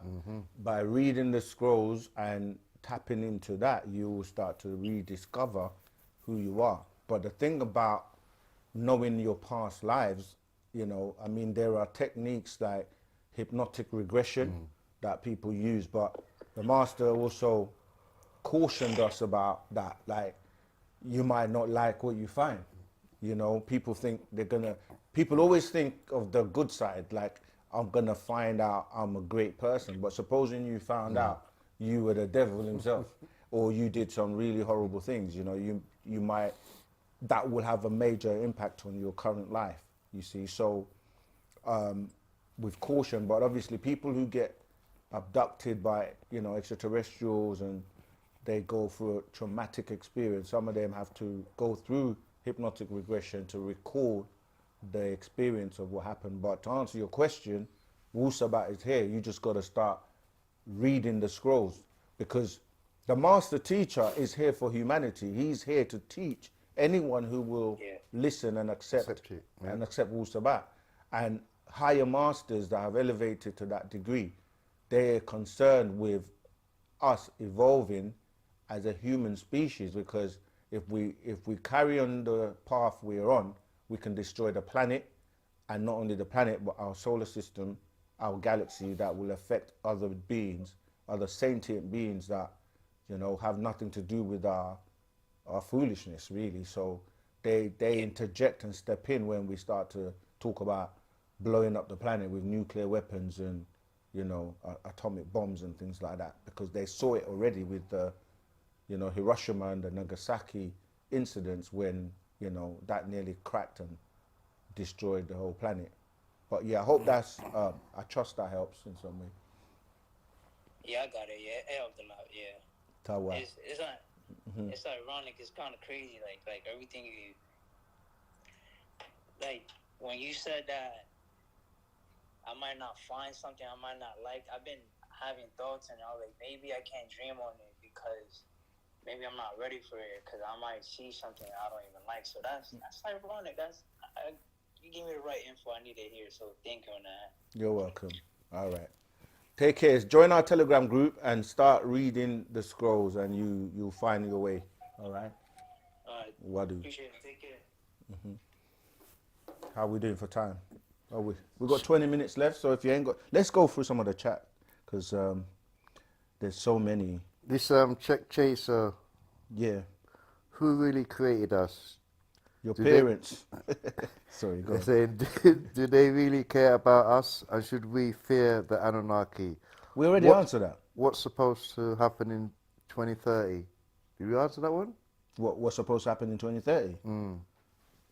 We don't know. We ain't got there yet. Like honestly, like. Oh, okay. Yeah, that's why the questions really have to be clear and specific because it's like people say, "What's going to happen tomorrow?" I'm like, I don't know. The sun's going to still be there. No, for real though, we joke because sometimes we do have to put a sense of humor to it because this is serious information, and you know the master says you don't know what people might do because they realize they've been lied to for so long, and the panic sets in, and people can do some crazy stuff. But many things like we're counting down to 2030 in our doctrine. We know that we had an hour, right? So from the year 1970 to the year 2000, that's the first half hour. And we are supposed to accomplish many things. And the second half hour is from the year 2000 to 2030. We're not saying that it's the end of the world because the world is again subjective to what you call in the world. You know, is it your country? Is it your house? Is it the planet? What is the world to you? However, we know that we can see the build-up of things happening where more and more truth, more and more things are being revealed. People are becoming more conscious.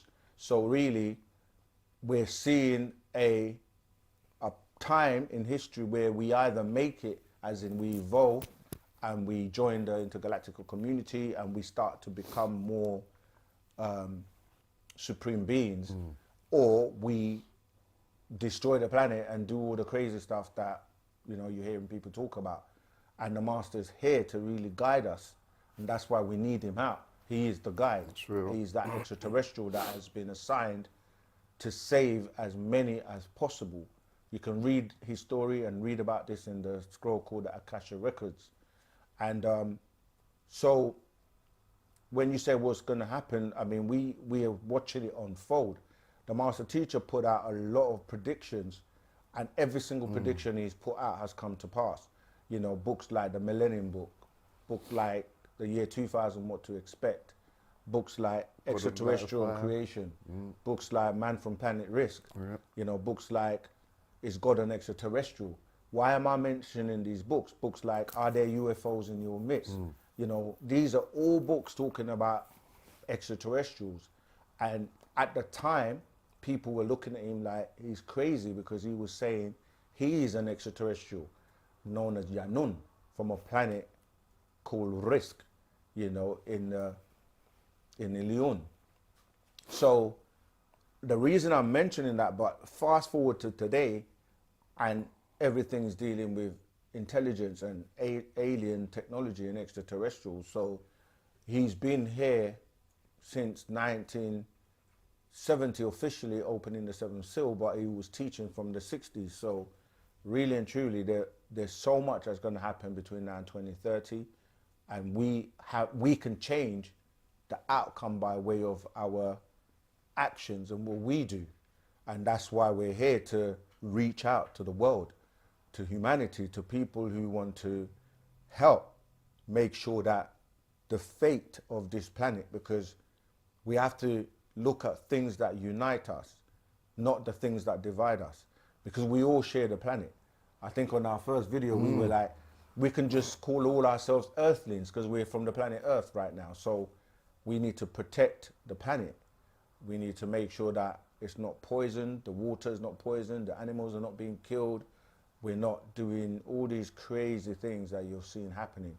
I know I've given you quite, a long-winded answer, but really and truly, we can change our fate, F-A-T-E. Not when we just believe and follow things blindly, like, we're being led to the slaughter. And that's what sheep do. And sheeple are people who don't investigate. They don't take the time to really look around and open their eyes and see what's going on. They need to realize their real eyes and see what's going on around the world. And do you want to be a part of the problem, or do you want to be a part of the solution? That's what Wu-Sabat is, the solution. And it's the fastest movement for world peace. And anyone who's about love, peace and unity, come join us. All right? Yeah. We've got 15 minutes left. All right, let's get through some more questions because I'm sure people... What is a woman's role in Wu-Sabat? They're the goddesses. We are the ones that have suppressed them for so long. A woman's role in Wu-Sabat is even more important than the man's role because they're the nurturers. They're the ones that created us. It's just that they haven't been, given the opportunity to really lead, even though the first woman was called Nekeba, which means tribal leader. Yeah. You see, so we have to recognize and bring them back into their forefront. And there's a scroll called the Gospel of Yanun on the Sacred Feminine, because they need to recognize and be who they're supposed to be. This is their time, and they're not going to be like the men who suppressed them. We're meant to be side by side and working together, left and right brain. We work together, giving them, the ability to lead and be the ones to bring about the change. Why do they need to lead? Because everything is balanced. Men have led for many years. The imams, the preachers, the rabbis, the presidents, the prime ministers, the bishops, the beacons, the popes, the landlord. Yeah, they're all men. So look at the job they've done. It's been a poor job, and we've been led into almost like destroying the planet. So it's their turn. That's right. Let's see what they will do as we come from them. For those listening, and there's the ego side of man that don't want to submit, in terms of when you look at the word female, you see male inside female. When you see lady, you see lad. When you see woman, you see man. You see, we can see that when you look at the XX chromosome, you see the XY, the Y comes from an X, which is the right bottom stem has been defective or taken away to create a hybrid. So it's really about the women now, the feminine, the sacred feminine, to be honest. That's right. So, if you're listening out there as a female and you wanna be in a situation where you can be yourself 100%. You don't have to walk behind the men and cover yourself up and be like, obviously we deal with modesty. We're not saying like, don't cover yourself up, but not in the way where you're being suppressed. Like you have to wear a blanket. And yeah, that's a joke. But do you know what I mean? Like covering yourself from head to toe, and you can't speak, and you're not allowed to get an education, you can't drive, and you're seen as being less than man, which is not the case. Total opposite. Yeah, so the woman's role is very, very important and significant. The woman raises the children and the family, the nurturer. All right. Okay, do you wanna? You asked that, right? Yeah, someone in the chat, Angel. Okay. So Angel, thanks for your question.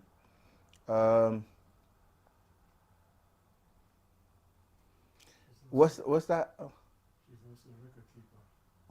Yeah, the record keepers, that's right. Yeah, record keeper of the mitochondrial DNA. Thanks for that. I'm trying to see if that's a question. It said that saying camp about when the slave owners did your loved one in, then they would say, did you have a good morning? Okay. Yeah, that's right. Yeah, that's where these terms come from. Yeah.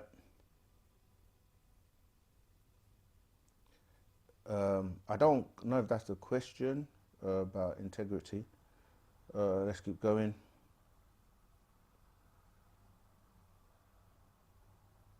Okay, how do I join the Telegram group? The link is in the comments.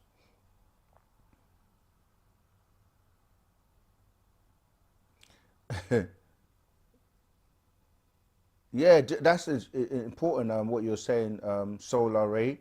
Yeah, some people just are like, they're just trolls and they don't have nothing better to do because, they just want to come and create chaos instead of going to do, their own works.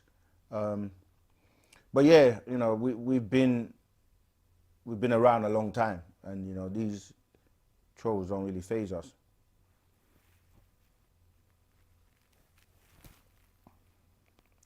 I don't know. Yeah, I don't know what dark side is on.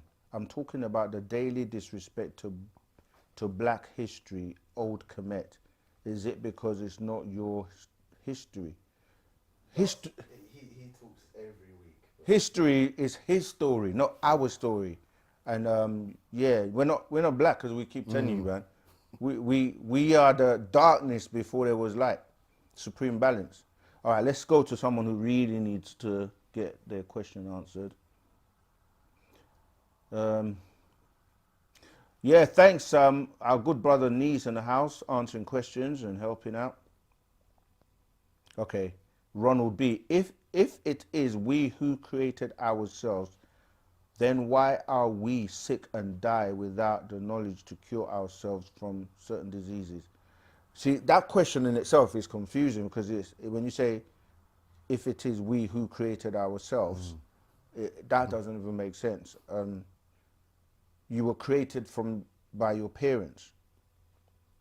And we do have the cure to sickness.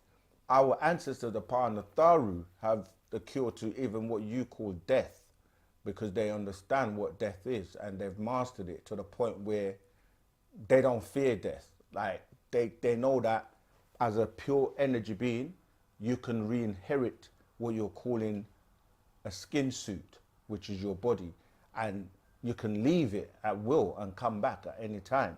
So they would rather you shoot them than to even try to defend themselves, because they know that there's no such thing as death. It's just people who have been taught to fear death, they are afraid of death because they see it as an end. There is no end, because energy cannot be destroyed.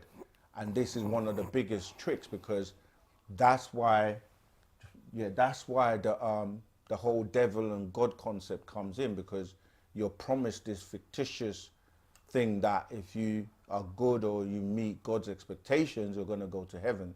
And if you're bad, you're going to go to hell. And this is just not reality in that sense. So you have the ability, and you've been given up to 24,000 cycles to perfect yourself and learn.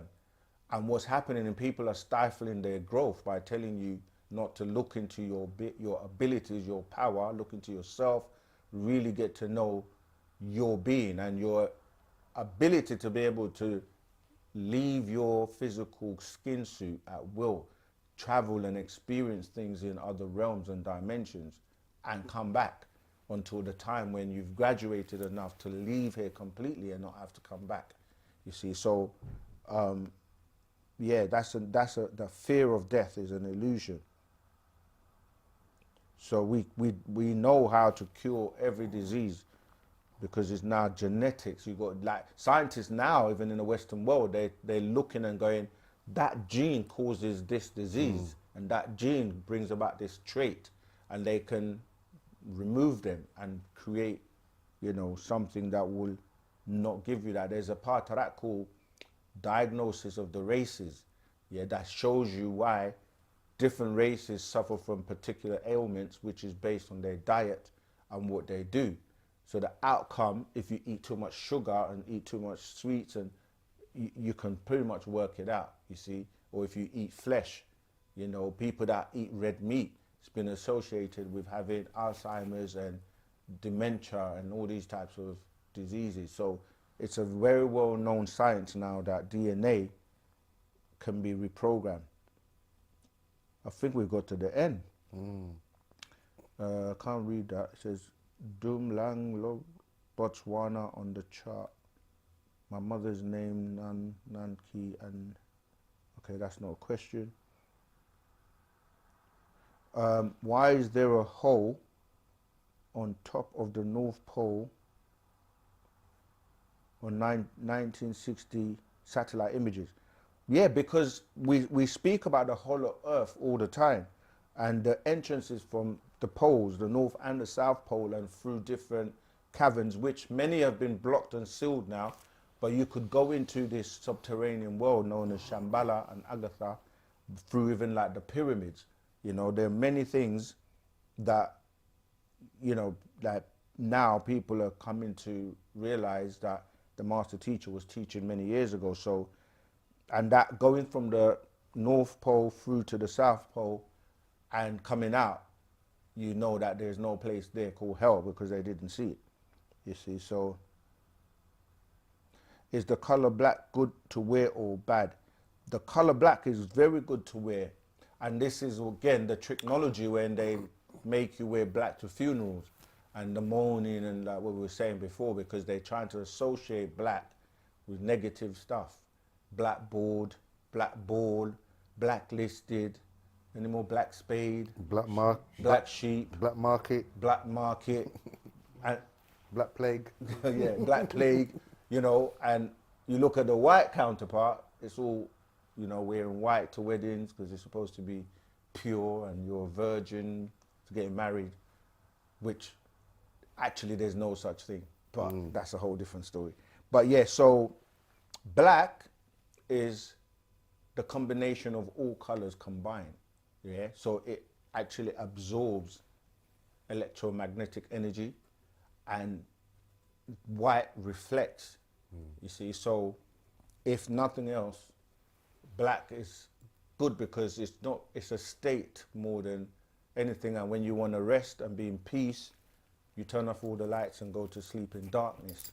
And we are referred to as black people because of the fact that we are related to the melanin, which is what gives you the dark protection from the damage of the ultraviolet rays of the sun.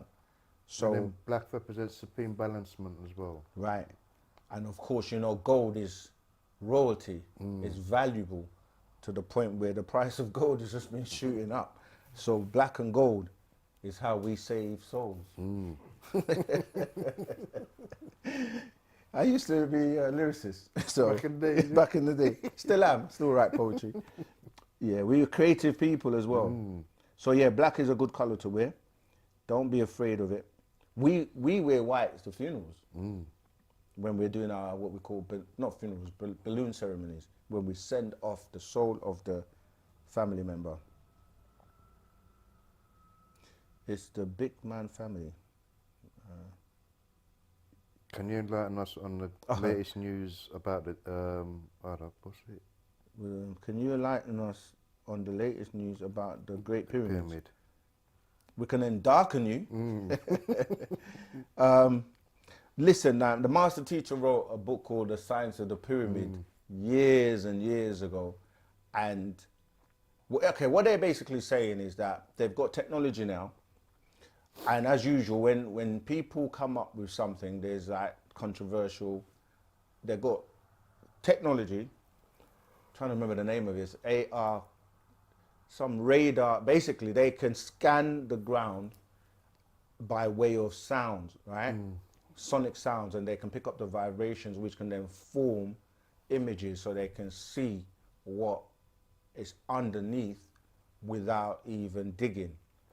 And it's a new technology, it's not the one where people are familiar with, and these two scientists that have come up with it, they're basically saying that, and they've done this prior before to other structures, and they were right when they actually confirmed it. So they're basically saying that they've used this, I can't remember the exact name of it, to scan it and see that there are these 6 columns or poles.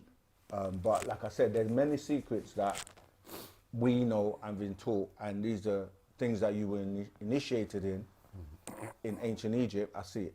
We're initiated in to be taught some of the secrets, which as time goes on will be revealed. And but yeah, we'll wait to see, because there are people who are saying that, you know, it's not real, they're refuting it. But when anybody comes out with new information, you will always get this period of people saying it's not real, and then eventually, but we will wait for more updates and further information from Partner Babyanun, because we speak before we speak further on it. But he did say, and he started to talk about Antarctica and talking about their pyramids all over the world, and they all link up in certain ways, and there is a lot of information that he hasn't actually shared yet. LA story?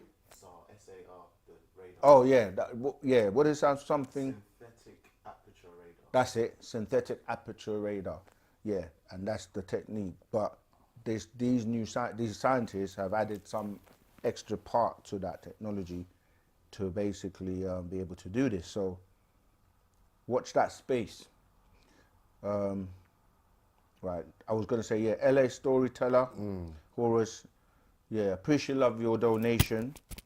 We want to do this. Oh, have you guys check out the 24/7 live stream on Wu-Sabat? Like, it's not there yet. It's not there yet. Okay, it's going to be there very soon. Yeah. Yeah, because we want to keep you guys just getting the Wu-Sabat constantly. Yeah, but we're nearly at 100K. And we would like you all to help us to hit that mark. And as we've been saying, we've got some surprises for you to celebrate. All right, so 100K today. Let's do yeah, it. why not? We Let's can do do it, anything man. we put our minds to. All right, so LS Story says, thank you, OSM, Saken, and Asaru are the best student teachers ever. Oh man, we're humbled to hear that. We're just one of many, trust me. You're going to start seeing more and more student teachers. Yep. We're all student teachers. Yeah, so, but yeah, we do appreciate love your donation. It helps us keep going, you know. Yeah. JB. I was about to read that one. Thanks, because they're trying to say black attracts radiation, negative energy. Black attracts everything. We are what keeps the universe together. If you, and you heard someone tell him, we are the glue, right? That the Tachyon energy, yeah, which is that standard columnar wave that you see emitting from the top of the pyramids, part of the secrets of the pyramids, right? So we are what holds everything together by way of 9 ether, yeah, ether energy. Glue to the universe. Yes, I did. How do you know, Femi? He said, so Ken, did you used to have a studio? Yes. Wow, that's going back a while. Yes, I did. Solar Ray Turn said, saving souls in black and gold. I felt that to my soul. That's a galactical bar. Laughing out loud. Yeah, I find that really funny. Greetings, Asaru. It's good to see you, bro. Good to see you as Help well. build a Wu-Sabat film studio. Yeah, we're trying to be like, what we're going to call it? We can't call it Hollywood. We have to call it 9 Ether Studios. But yeah, we really do, because we want to be able to bring you more content, all right? Black Adam, much love to you. Ashok, thank you again for your donation. Thank you once again for sharing your knowledge and awakening the minds of many, including myself. Each one teach one. That's right. But you have to reach one first. So each one, reach one and teach one. Yeah, thank you. Been subscribed for a minute. Just don't chat much, okay? Yeah, we've got some silent listeners. Does all people of Earth have the same spiritual home, and is it mixing bad? No. That's why we explain about the different densities and different vibrations and different realms. It's like having a story building with 9 floors. Some people live on the 9th floor, some on the 8th, some on the 7th, 6, 5, 4, 3, 2, 1. And then you have the basement for the demons. I mean, some And all outside. yeah, and some are outside. But yeah, no, we don't all, we all have to raise our vibration to a particular level, and only the highest go to the 9 ether. Miss Chief NZ, thanks again for your donation. Much a shook, sending a shook. Divine love. Black Adam. Yeah, I covered Black Adam already. Anyone else? Can you please talk about autism? Man, we run out of time. But we have a book called, what's it called? Divine Design. What's that? Oh. That goes into that, because, yeah, it's really dealing with your Intelligent DNA and how defective, yeah, because like if you start to look at DNA and look at chromosomes, you can see that, you know, like a lot of defects are caused by mixing and so on. But we've run out of time to go into that. But join the Telegram group and ask the question. Okay, I think that's it. Please can I reduce the symptoms of autism? Yeah, there are ways of managing it, because like once you find yourself in a particular situation based on any defective DNA, and so there's ways of managing it. And like we say already, with Wu-Sabat, with the elders, with Parnatharu, anything is possible. So, you know. All right, that's it. I think for today, we want to thank everyone for tuning in. And as usual, remember, we make ourselves available. You will see our brothers out there in black and gold propagating. You know, they'll have the scrolls by the master teacher. We go out on the front line to, as I said, save souls in black and gold. We have the lives every Tuesday, same place, same time. We have Saturday classes which are live as well, where you can ask any of the student teachers questions, and you can access that live on Zoom and on Clubhouse as well. So we are very accessible for anyone who would like to ask us anything. And of course, you can send us 3 questions, filming yourself, asking us your questions, and then you upload those to osmvision.wetransfer.com. And we would do this every day. We're answering questions every day, because the work we've got to do is really massive. You know, reaching some 8 billion people on the planet, it's not a joke, you know. We see videos go viral that are just doing stupidness. You know, like if we can get 1 million views on someone twerking, we must definitely get more than that for sharing truth and Wu-Sabat. All right. Wadu Moisar. That means Till next time. bye, family. Till next time. If anyone wants to leave